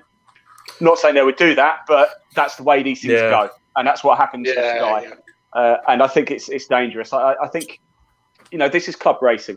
This isn't Formula One. We're trying to get as many eyeballs on it as possible, and there's enough of us that are getting attention there. And some people want it, some people don't, some people get it, some people don't get it. And I actually think it's the healthiest it's ever been right now. And I think it's only going to get stronger, and it's on the right path. It's just a responsibility for everybody to make sure that the content that's produced, gives value for money. Don't just chuck money at live streaming and think, isn't it great? And be happy that you've got a report saying 20,000 people tuned in. Well, what does that 20,000 people mean to your drivers? What does it mean to your sponsors? What does it mean to you? Can you measure result? What is success? And this is the question you have to ask. What is the point of doing it? And the whole point of doing live streaming, isn't it surely to get more drivers on the grid? That's the end goal, really? Yeah. So we protect the future of club racing for the next 15, 20 years. That's it. Get the fans involved, get the younger generation going, oh, I want to go do that. That looks really cool. And that brings us, I suppose, Rob, if we're okay, we've created the social media race table as well. And it's quite interesting. Cat amongst the pigeon time. Now, what we've done is we have created, to start off with, a Facebook. We're going to publish this every single quarter, and we're going to publish it this weekend, but we're going to look at it now. And we've created a social media race table for Club Series in the UK. We started just with Facebook. Now we are going to expand this to the next quarter to include YouTube, and then we might go Twitch, whatever. But Facebook and YouTube essentially are the main two. But for the ease of purpose for this one, we've just done Facebook, and it's centered a majority around club racing. But we do have BTCC in there just as a bit of a yardstick, so people can see sort of what the top level in the UK is doing. Now, the criteria for this as well is, and I must stress as well, we've probably made loads of mistakes with this as well. So we've probably missed loads. I think I got about 96 series or something in there. So if you look at it and we've missed, we apologise. This is what we could find, And I kind of use the main series. I use MSV, BRSEC, Bark, Castle Combe, MG Car Club, the ones that we know very well, and looked at a few others as well. So that was what we could find. If we've missed any of yours off, if you're involved in a race series and we haven't included it, we apologise. But please, please, please do email me or comment below. I'll bring my email up in a sec. You can get hold of me on here with the links to your social media for your race series. So then we can include it in next quarter's publication. So, Leon, if we've got the table ready to bring up. Oh my God! This is look at this. This is serious. Let me just get rid of my name there. So, as you can see, you want this that, is the want that tab up there, Ian? Ooh, you got your internet tab up there. That's a dodgy one at the top. By the way, that's Leon's computer, not mine. So, as you can see, position on the left, what series it is, and Facebook following over there on the right. For quarter 2, so published at the end of June, we'll include YouTube, and it's quite simple. It will just be the 2 columns added up, and that is the total. So, as you can see, the British Touring Car Championship, just the followers. So the British Touring Car Championship, as you can see, has 180,484 followers. Lotus Cup Europe, I did put it in there. I know Europe, but I put it in there. British GT, 34,115. Mini Challenge, 27. I suppose, realistically, the first sort of club one, F1000 maybe? Yeah, F1000. Yeah. Or if you can count the Mini Challenge with the Cooper class. Yeah, maybe. British Truck Racing in there, Brit Car, Classic Touring Car Racing Club. So it goes to show, if we keep moving down, then you've got the Motorsport News Circuit Rally Championship, the Alfa Romeo Championship, Gersten Downs Speed Hill Challenge, British Hill Climb, C1 Challenge, Fun Cup, Nankak Thai BMW Compact Cup, Mighty Minis Junior Saloon Car Championship, GT Cup, Classic 2 CVs, Toyota MR2, Pickup Truck Racing, the Kumo BMWs, Ginetta Junior, Hot Hatch, the Harewood Speed Hill Climb, Clio 182 Championship, MSVT Track Day Trophy, Legends Cars. Then you've got Z Cars, Enduro Car is 32nd on the list out of that 96, I think. Avon Tyres National Formula Ford, which is surprisingly low. And then the Avon Tyres Northern and Super Classic, I'll come to that. Club Enduro, Road Sports, Burkitt Relay, Porsche Sprint Challenge, the Bernese SR and V8, Amok Racing, the Amok Racing Club, the BRSEC Fiesta Junior Championship, the MX5 Cup, the Carbonate Hyundai Coupe Cup, Nick, I know you know those guys well, the MG Trophy, the Porsche Club, 116 Trophy, Track Attack, BMW Car Club, the Max 5 Racing, Calm All Porsche Trophy, the BRSSC Mazda MX5 Super Cup, MSVT Track Day Championship, City Car Cup, Formula V, Focus Cup, Catering Graduates Racing Club, Classic Stock Hatch, Low Cost, you mentioned earlier, Sports 1000, Type R Trophy, Triple M Racing, Sports Specials, Modified Fords, Mark II Golf GTI, BRSSC Fiesta Championship, Sports. Look, you get the message. We will publish this on our website as well and put it out there for everybody. I thought we were going for the full lot then. I nearly got there. Now, what I must state, there's a very strict stipulation with this. If we just scroll a bit further down, Leon, what you will see at the bottom, there are also another number of race series. So 95 have a following. All of these, which are 0 in pink, it's quite a lot there. Now, the reason they're 0 is that you can see the Ginettas in there. There's the Ginetta GT5, Ginetta GT40. The stipulation for this table is that each series has to have its own Facebook page. It has to have its own audience communication.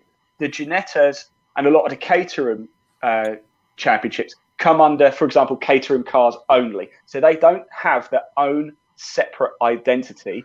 Everything goes through Caterham Cars. So they're essentially sharing their audience.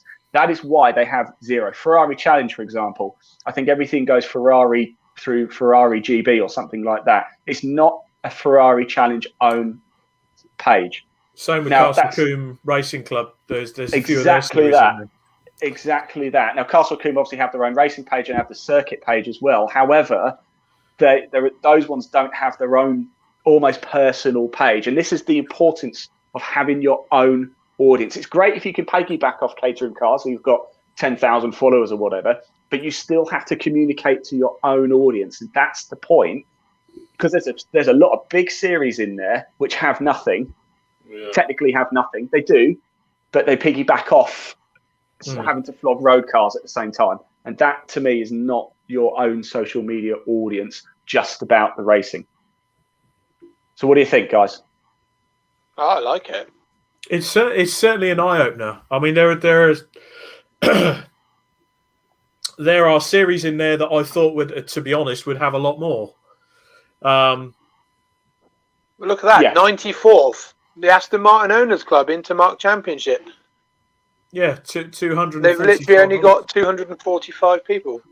Now they have Amok have their own racing page, and a lot of those fall under that, and they will promote through that as well. So essentially, they're double bubbling up. But as I said before, it's got to be their own. I mean, look, the Elise Trophy I thought would have more than that, and it just goes to show. Actually, if we're totally honest here, social media for club racing isn't particularly strong.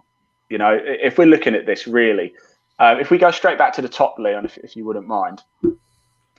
If you look at that there, only the top 5 have double figures followings on Facebook. That's it. You know, and the top club racing one has 7,029. Now, as I've said before, we've probably missed stuff off. And if we have, we apologise. And if you think our data's wrong, please do drop me a message, comment here on Club Racing, or head over to my Supercar and drop us a message, or there's my email address. Do feel free to email me. I put it out there. We want to be as transparent as possible. We want to get it as accurate as possible. These figures as well were taken at the end of March. So I appreciate there's been 8 days of growth. So they're not going to be exact as they were, but appreciate it does take a bit of time to put the data in. So we have to have a cutoff point at some stage. So we're going to build this out every single quarter. We're going to add in YouTube next. And this will shake things up a little bit because some of them will have far bigger YouTube followings than they do Facebook. So it's not fair just to judge everybody on Facebook. However, Facebook, as you know, as Alpha Live, AJK, we all broadcast to Facebook. So it's a very strong starting point. Yeah. And that's it. Like I said, we will publish those over at contentlive.net over the next couple of days, so anybody can access it. We'll put it out on social media. We'll send it to you guys, so you feel free to share it as well.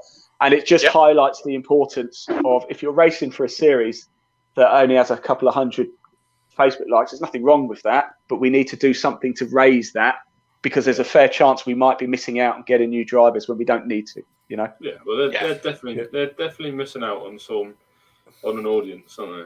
You know, if you've only got 200 following, you know, in the country, it's going to be thousands more that probably would, once they've seen it and know it's there, go, oh wow, I'm following that. That's cool. Yeah, but I think the big problem is there's not one club series in the UK, according to our list, that has over 10,000 Facebook followers, and it's not everything. It's a good yardstick. It's a good number. It's a good number to sort of base yourself on, and. You know, it shouldn't just be right, let's forget everything else and just focus on this now. But it is something to consider, growing and being a bit more active on and just getting on it a little bit more and thinking, don't underestimate it, is what I think we're trying to say here. Oh, yeah. Definitely. It's an item. I mean, Chris Pearson's commented that Castle Combe Racing Club has 3695 between the 4, because there's 4 championships under the local circuit, right? So that's just over 3,500 followers for that particular. And Castle Combe, really, it's his own brand because of the day out you have there with the racing club. They don't go off and do their own things separately. So that might be a bit of a. I get that, and there's always going to be a bone of contention, isn't there? But we have to draw the line somewhere. And I must say, Castle Combe social media is brilliant. By the way, they have Combe TV, don't they? Which is absolutely great with Chris Dawes and they get it. You know, I've never been to Castle Combe. I'd love to go, but those guys get it and they get the value of it, and that's great. But I've got to draw the line. I can't do it for them and not for some like Amok or somebody like that. No. So if you're listening, Chris Dawes, get a page set up for each of your championships and we'll get you on the list. Yeah, pretty much. Yeah. I mean, look, what we'll do, we'll set a separate one up for the championships for the organisers, MSV and BRSCC and BARC, and why not? It's not to shame anybody. It's just so you can see where you are and think, okay, do I want to improve, or are we just quite happy doing what we're doing? You don't have to do it. That was what I was going to say. Obviously, this isn't you're the best, well done. It's purely to help all the other championships and clubs see, well, how come they're getting 10,000 views yet our racing's better? Well, it's probably because the guy who's in charge of your social media is just not as active and is getting as involved, and the content's not great, and you haven't got my supercar involved. Whatever. But it will hopefully help clubs who want that, because there's clubs out there that probably don't know what they're doing, and they're thinking, "Oh, I've got 200 followers," and they think they're doing all right. Yeah, it is. So it's a major marketing tool. It's if you have your own page, you've got 200 people who really care about you. You know, so build it out, get more. I mean, if only there was a club out there that had a fantastic platform of all sorts of races that could help distribute your race championships. What do you think, Steph? What do you think, Rob? It'd be amazing if there was a place like that. It would be absolutely awesome. And it would be better if they kind of had a podcast where they could come on and talk about these things, as well as having, I don't know, maybe a members page, like a paddock. Yeah, maybe all hang out in the paddock and talk all things racing. Wouldn't it be great if there was a club out there that did that for everybody? Just hang for out in free the paddock as well. For free. For free, you can hang out in the paddock, have a mass debate, just really hang it out there. Just, but Chris, go to that Facebook page and hit that like button. Yeah, I mean, Ian's frozen. I don't know whether his internet's gone down or he's just really happy to see us. But Chris Pearson's loving that pose. Yeah, he's come back and said fundamentally that is a list that can spark some better social media presence. So it's always a good thing. Oh, Ian's back. So kind of. It's the robotic man. Charles Boniface has actually come back and put, this is so useful. I can see people like myself choosing a series to race in because of something like this, as people like me need sponsors to keep racing, especially if we want to do a whole series. Yeah, exactly. Exactly. Yeah. Well, that's what people need, isn't it? The ones that are the people that race with sponsors, you know, that's what they need. They need as much engagement as possible. So, you know, that's what we're going to do, aren't they, in this modern era? Yeah, and social media, and then he's going to just disappear, isn't he? Well, that's it. He's disappeared into the ether.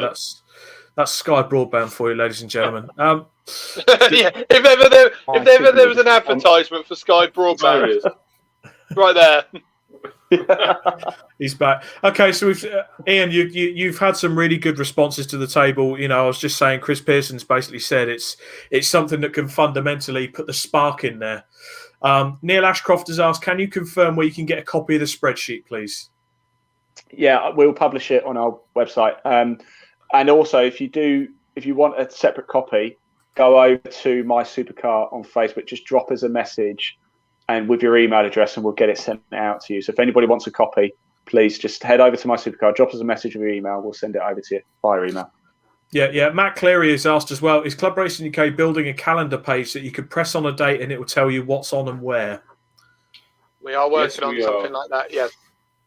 I mean, we tried on Facebook, put it in the calendar, and then the world shut itself and decided to change all the dates. So there's a lot of effort down the drain. We did. So we're working on something a bit more modern and user friendly, aren't we? Well, I say we are. For you, but yeah, it'll be a Club Racing UK app. You'll just be able to go, what's on at this weekend, and fingers crossed, it'll give you a nice list of who's where and how'd you get there, etc. Yeah, Sam Pierce comments as well, like the Racers Lounge, Nick. I mean, what, there's 15 to 17 of us on there, just random club racers, just chatting shit about club racing and stuff like that. Anyway, David Garside, would be good to see a spreadsheet for individual racers or team pages. Ooh. Yeah, that would be a lot of work. Any sponsors out there want to pay us to do it? Well, when you're in your 10-day isolation, you give you something to do. Yeah. Well, I'm in it right now. Who knows? Oh. Yeah. Please be negative. You know what? Be negative. We could do a Club Racing UK social media table. For the record, I'm not putting anything into a spreadsheet. I don't do spreadsheets.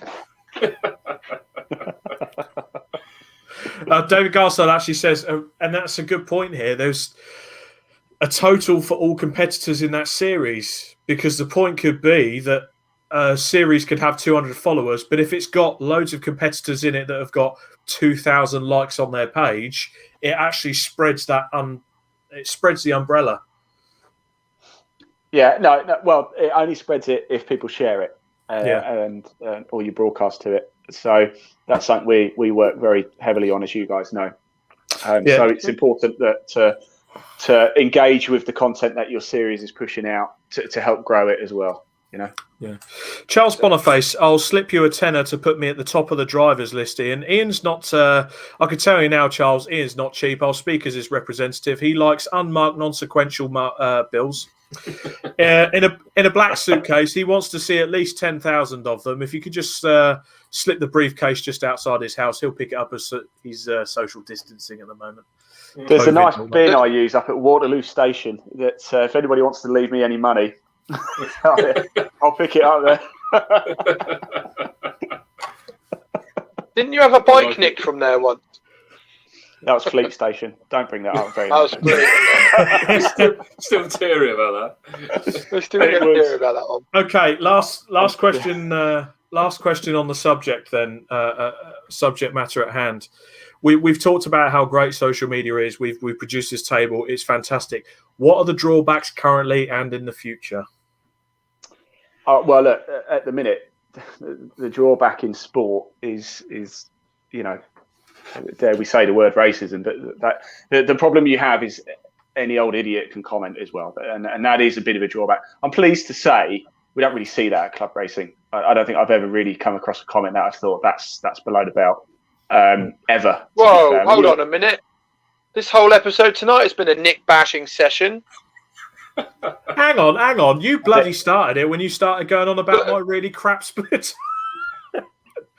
Bloody keyboard warriors being mean to me. That's not fair. Well, that's it though, Nick, and that is kind of the only sort of downside is we've noticed this as well, is when you broadcast to just family and friends, everybody's all nice to you and aren't they good, good on them for doing it.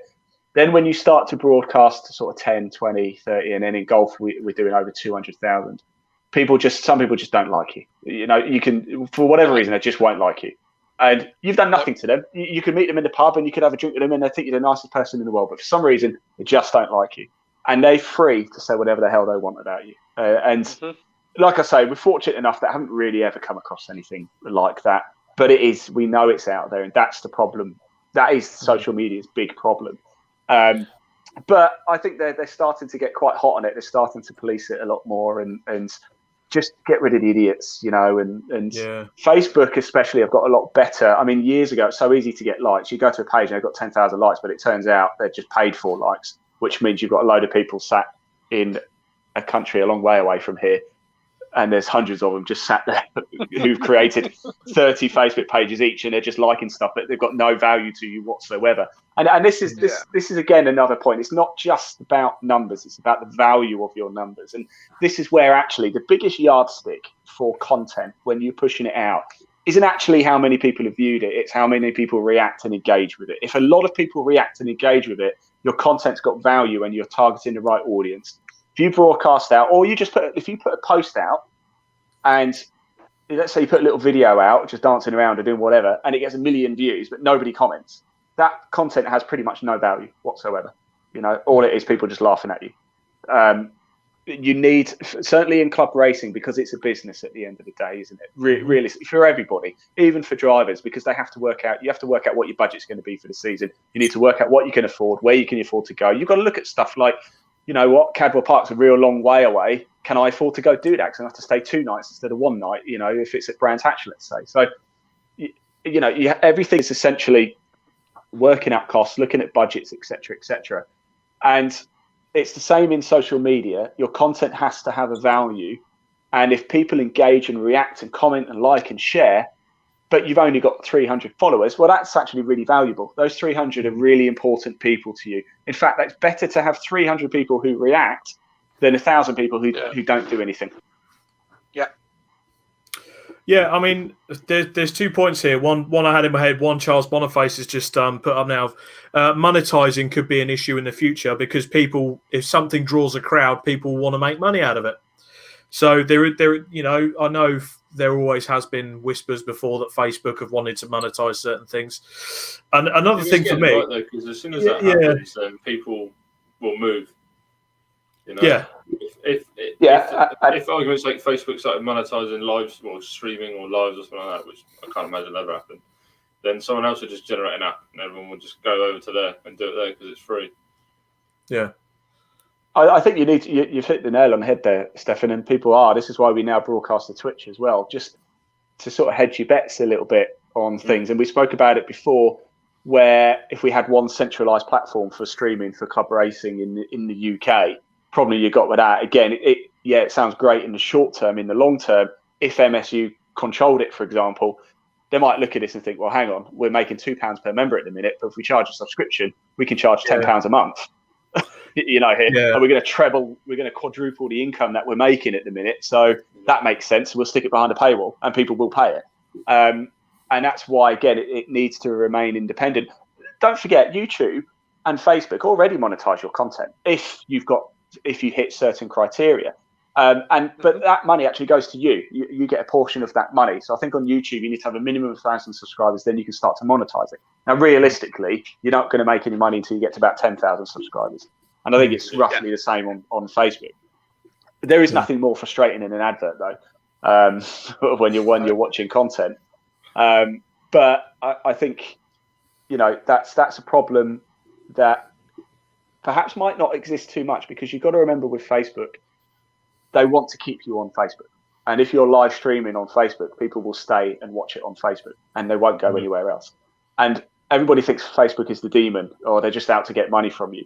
They're not. They're just trying to keep you on Facebook. That's what they're trying to do. And what they'll do is they'll favor better content. If the content is good, and people are reacting and engaging with it, the algorithm is it will get shown to more people because you're more likely to stay on Facebook. And so if you work with Facebook rather than thinking they're the devil, you're going to get better results. That's quite a good one there. Has anyone watched The Social Experiment on Netflix? No, I haven't. I haven't actually. Watch it. It teaches you. It shows you how the social media side of things works and how you're getting monetized. You're not getting money from it, but how it's all working. And I'll tell you something, it's quite the eye opener of how certain things pop up on your. I don't know if you've ever noticed, if you click on your search button on like Instagram, things that you look at for longer periods of time than other things will be the first things you find in your search bar. It's very interesting if you watch it. So again, it works that way for the kind of content you put out. From the creator side of it, us trying to create that content, that's why we have to be very clever about what you put out there. A picture of a car on a racetrack, just side shot. Yeah, you're going to get the usual people who are going to go, yep, that's cool, like it. But if you can get those odd ones that are a bit, someone's got it a bit squirrely or something else is going on that stops some people for a minute to actually stare at it and go, what is going on there? Yeah. Then that's what then drives more of our content to them. A little tip for you as well. That's a good point, Steve. In fact, that's a great point. And when you post something, you've got, I think, certainly on Twitter, you've got about 3 minutes before Twitter will decide whether that post is going to be successful or not. So if you've got multiple Twitter accounts or you manage multiple Twitter accounts, as soon as you post something in one post, go to your other accounts and retweet it immediately, because then what you'll notice is it will get shown in a lot more places. The organic reach will go up a lot higher as well. It's same with Facebook as well. If you just post something out, and nobody reacts to it, what you'll tend to find is if nobody's reacted in the first half hour, it's highly unlikely anybody's going to do anything with it, because Facebook will think that's not a successful post. That's perhaps not the best content to be shown. Yeah. I'm going to hold that. I'm not going to show it. Yeah, because you always hear people on Facebook going, well, I never see XYZ posts anymore. I never see this. I never see that. It might be because they're just not consistent enough with it. And they might post once a week and then don't post for 2 weeks and then post once a week. LinkedIn's a big one for that. If you're not consistent, don't bother being on LinkedIn if you're not going to post consistently. Well, going back to the posting, right? And this has happened. There's a few examples I can think of off the top of my head. I won't name names or anything like that, but how often, especially in the club races side of it, I know there are certain rules in technical regulations for the big boys like the British touring cars and such. But how often has there been an incident on track that's gone viral because of social media? Because there's been an incident. The MSA had to put it in the regs about bringing the sport into disrepute. So at the same time, social media is fantastic, but at the same time, you've got to be careful what you put on there. Yeah, I don't agree with that personally, though. I think that's tough. If you're going to have something like BTCC and have a lot of people there watching and stuff, that comes with part of the territory. That's part of the responsibility. That's just part of the territory. What are you going to do? Ban people from using their phones? Well, no. I mean, as in like. Especially with club racing, someone puts up an onboard. Oh, look what happened today. I got smashed into. What an absolute bastard, blah, blah, blah. Here's the multiple camera views. And it brings a championship into disrepute when it could effectively have already been solved in the steward's office. But it's look just... at that club look at that Club Enduro post that we put up last year. Yeah. PCR cars got flipped. That blew up. That went absolutely nuts. It didn't matter where you clicked on social media, you got to see... Obviously, if you're in the motorsport fraternity, if you're in golf, you wouldn't have seen it. But yeah, it just blew up, and everyone was talking about it, and everyone had an opinion about it. But obviously, for Club Enduro, their views must have just gone through the fucking roof, Yeah. So, but then I think that's why shows like this exist, isn't it? To let people have their say. Yeah, and we can talk about it. But I mean. Charles Boniface puts as well, the sad thing with that is that crashes do draw more people than just good hard racing, and that's with any level. It's always going to. That's human nature. How many people used to sit and watch you being framed because you were watching people fall off their chairs? I think. Very true. If we watch, that's human nature. If we watched that race in Bahrain and Grosjean didn't crash and set on fire, how many people would have watched that race afterwards? You know what I mean? If it hadn't have happened, how many people would have watched it? And it did happen. Yeah. Do you know viewing what? figures would have gone through the roof because of that. I hate to have to say, because I've always been a bit of a fan of Grosjean, if I'm totally honest. I've always thought he's bloody quick. Yeah. Now, obviously, it was already announced he was leaving Haas at the end of the season anyway, wasn't he? Yeah. He would have just disappeared. Because of that crash. I hate to have to say this; it doesn't make it right, but his stock has risen through the roof because of that crash. And that's because of social media, essentially. Yeah, definitely. Because if one person shares it, and then another person shares it, it just explodes. While we're on the subject of Grosjean, did you hear a fun statistic I heard today? I think it was Matt that told me today. What? Did you know Roman Grosjean was on fire longer than that Mazepin was actually racing? There's a statistic for you. So Roman Grosjean was on fire for longer than that Mazepin has actually raced in a Formula One race. I thought he was called Marzipan. I was like, why is he named after Marzipan?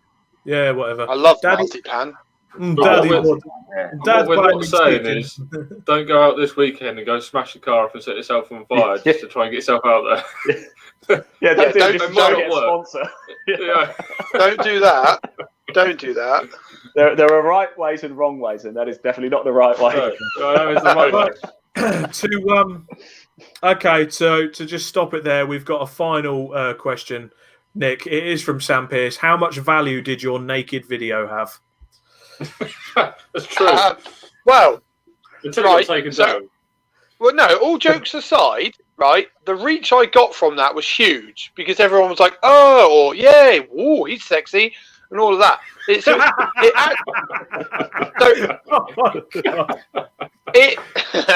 But it did what it was meant to do, but as a byproduct, I got banned. But it got people talking. Because he posted it on Grindr. Chris Pearson. Grindr contacted me. Yeah, Chris Pearson. Okay, this is a good final line. Okay, Chris Pearson. Nothing sells like sex or bad news. Simple as. From that chat, look at COVID. Look at COVID. Fucking hell. Yeah. I've just realised we've That's a been nearly prime going at example this of that. podcast for 2 hours, so we're going to have to move it on to a bit of partner focus, okay? So if there's anything we've missed out there, don't forget to go onto the My Supercar webpage to check out the table. If there's anything we have missed, comment below, and we'll see if we can get it into a later episode. Now, our first of our partner focus, we're going to come to the live draw in a minute, or have you already drawn the winner? Unfortunately, we're not professional enough and left it last minute, so we have already drawn, but there's no live footage of it, I'm afraid. We've got a winner, but we've got no live footage of it yet. Well, not yet. We're gonna just announce the winner later on, or in a minute. Yeah, we'll do it after the partner focus. So the first partner, I'll have to be a bit selfish here. It's the wonderful guys and girls at MJA Race Engines that built my 2-litre Z-Tech.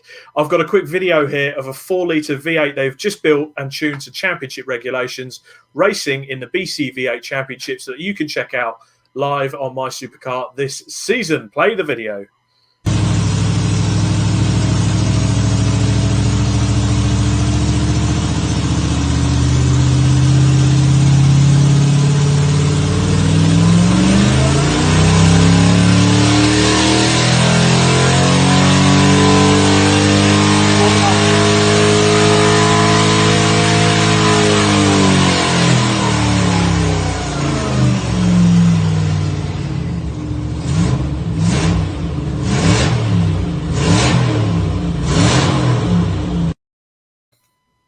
Oh, that sounds good.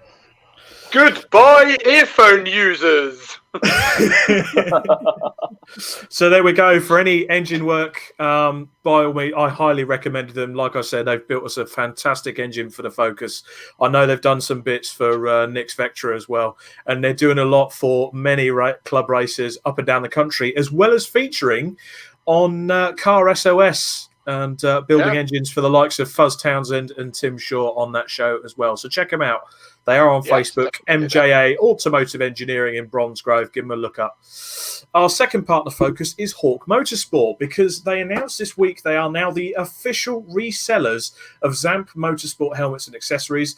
Their brand is quickly being recognised as a market leader in design and quality without blowing the budget. They've also sponsored a few championships in the 750 Motor Club. Helmets are available from the most recent helmet standards and are available in bare or pre-printed options. Have a look now at hawkmotorsport.co.uk. Go to their store, check out Zamp helmets. So there we go. Sexy looking helmets they are. And our final partner focus is probably the greatest wind-up of all times, apart from Nick changing the page to Club Golfing UK. Oh, whoa. There's no wind-up here. There is no wind-up. Just you wait till Sunday. We have a special announcement, actually. I'm pleased to say Nick Holmes is going to be coming to Huddersfield Golf Club with us for the first 2020 Pro Tour event on April the 19th, live. We're very excited to have you along, Nick. I think Ian should co-host with you. I think Nick should co-host with you, Ian. I mean... Yeah, I agree. Because I'd be the best host. Well, we can't wait for that, Nick. It's going to be great. I'm really looking forward to it. The boys and girls in particular, Chris and Vicky Pratt of All Square Rap and Ride Racing Division, posted this on April Fool's Day with their massive blue lorry. Let's put the picture up. That's not photoshopped, is it? No. He had it at Donington the other day. But speaking of Donington, the reason he's going to be able to pay for one of those, just look at the grid he was sat on at the Masters event at the weekend. Next picture, please, Elaine.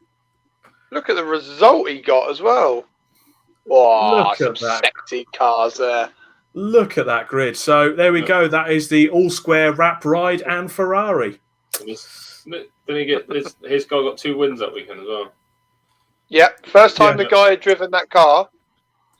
First time the guy had driven the car over here. Then I was speaking to Chris at the weekend, and he was, I think he said it was something like 0.6 off some of the pro drivers, and the guy had literally purchased the car. Chris has built it over the winter period, and went out and absolutely smashed it. Come away with trophies. That is how good he is at setting up a car. Well, he was with where was it, Donny, yesterday? He was with Red Seal Racing with Patrick Seal, and that he found heaps of time for them there, so he does do an absolute mega job. 4.2 seconds. Something like that. I think it's I think something like 4.2 seconds over the day. Yeah. He managed to gain those guys, and they had Sarah Moore with them as well, which is pretty cool. Really cool, actually. Yeah, I think she had a fair amount to do that as well. But it's set up in support, with the data analysis and everything was mega for them. So he's booking up fast, people. So if you give him a shout. Yeah, do get in touch. Well, without further ado, then that only leaves us to not have a live draw, but who has won the competition that's been running for quite a long time on the Club Racing UK pages? Oh, do we have the picture? Do we have the? I don't know if we put the picture in there for the winning of the £300 of the race entry fee. There you go. Oh, look at that! Great job. Yeah. Oh, look at that! You guys are so professional. So obviously, over the last few months, we've been getting people to come in, sign up as a member, be entered into the competition, and you get to win £300 off a race entry fee. We did a random name generator earlier on. As Steph has already mentioned, we're incredibly professional whilst at work. I didn't video it or anything, unfortunately, but our winner was, the drum roll, Cameron Tunio of Snodheads Garage and Racing. Congratulations. Is our race winner. So, Well done, Cameron. look at that. Well done, mate. We'll be in touch and we'll work out which, obviously, race meeting you want to use your £300 for. So, well done, mate. And thank you to everyone else who signed up as a member to enter into our competition. We will announce a new competition soon. Yes, we will. I'm sure they You will. can win a 4-pack of Titleist Pro V1s golf balls. That's the next prize. We give away some of those novelty golf club sock things. Head covers here. That's it. Yeah, but with our heads as the covers, I think that'd be good. Club Racing head covers. I could do with some head covers for my clubs, actually. You could just do with a head cover, full stop. Oh. Meow. I need to. I've got plenty of hair. So have I. Oh dear. Okay, Boys, well, we've been on the show for 2 hours. Strong. yeah, it's been a long show tonight. So just to the last of the comments, Vicky Pratt says the car is a beauty. You're not kidding me. Cam Tunio as well. He knows he's got the results in. So Vicky Pratt has said that Chris Pratt has moved to Donington for a couple of weeks. Jonathan. Jonathan Bennett. So money goes to Money Tunio. Well played, fella. That's Neil Ashcroft. So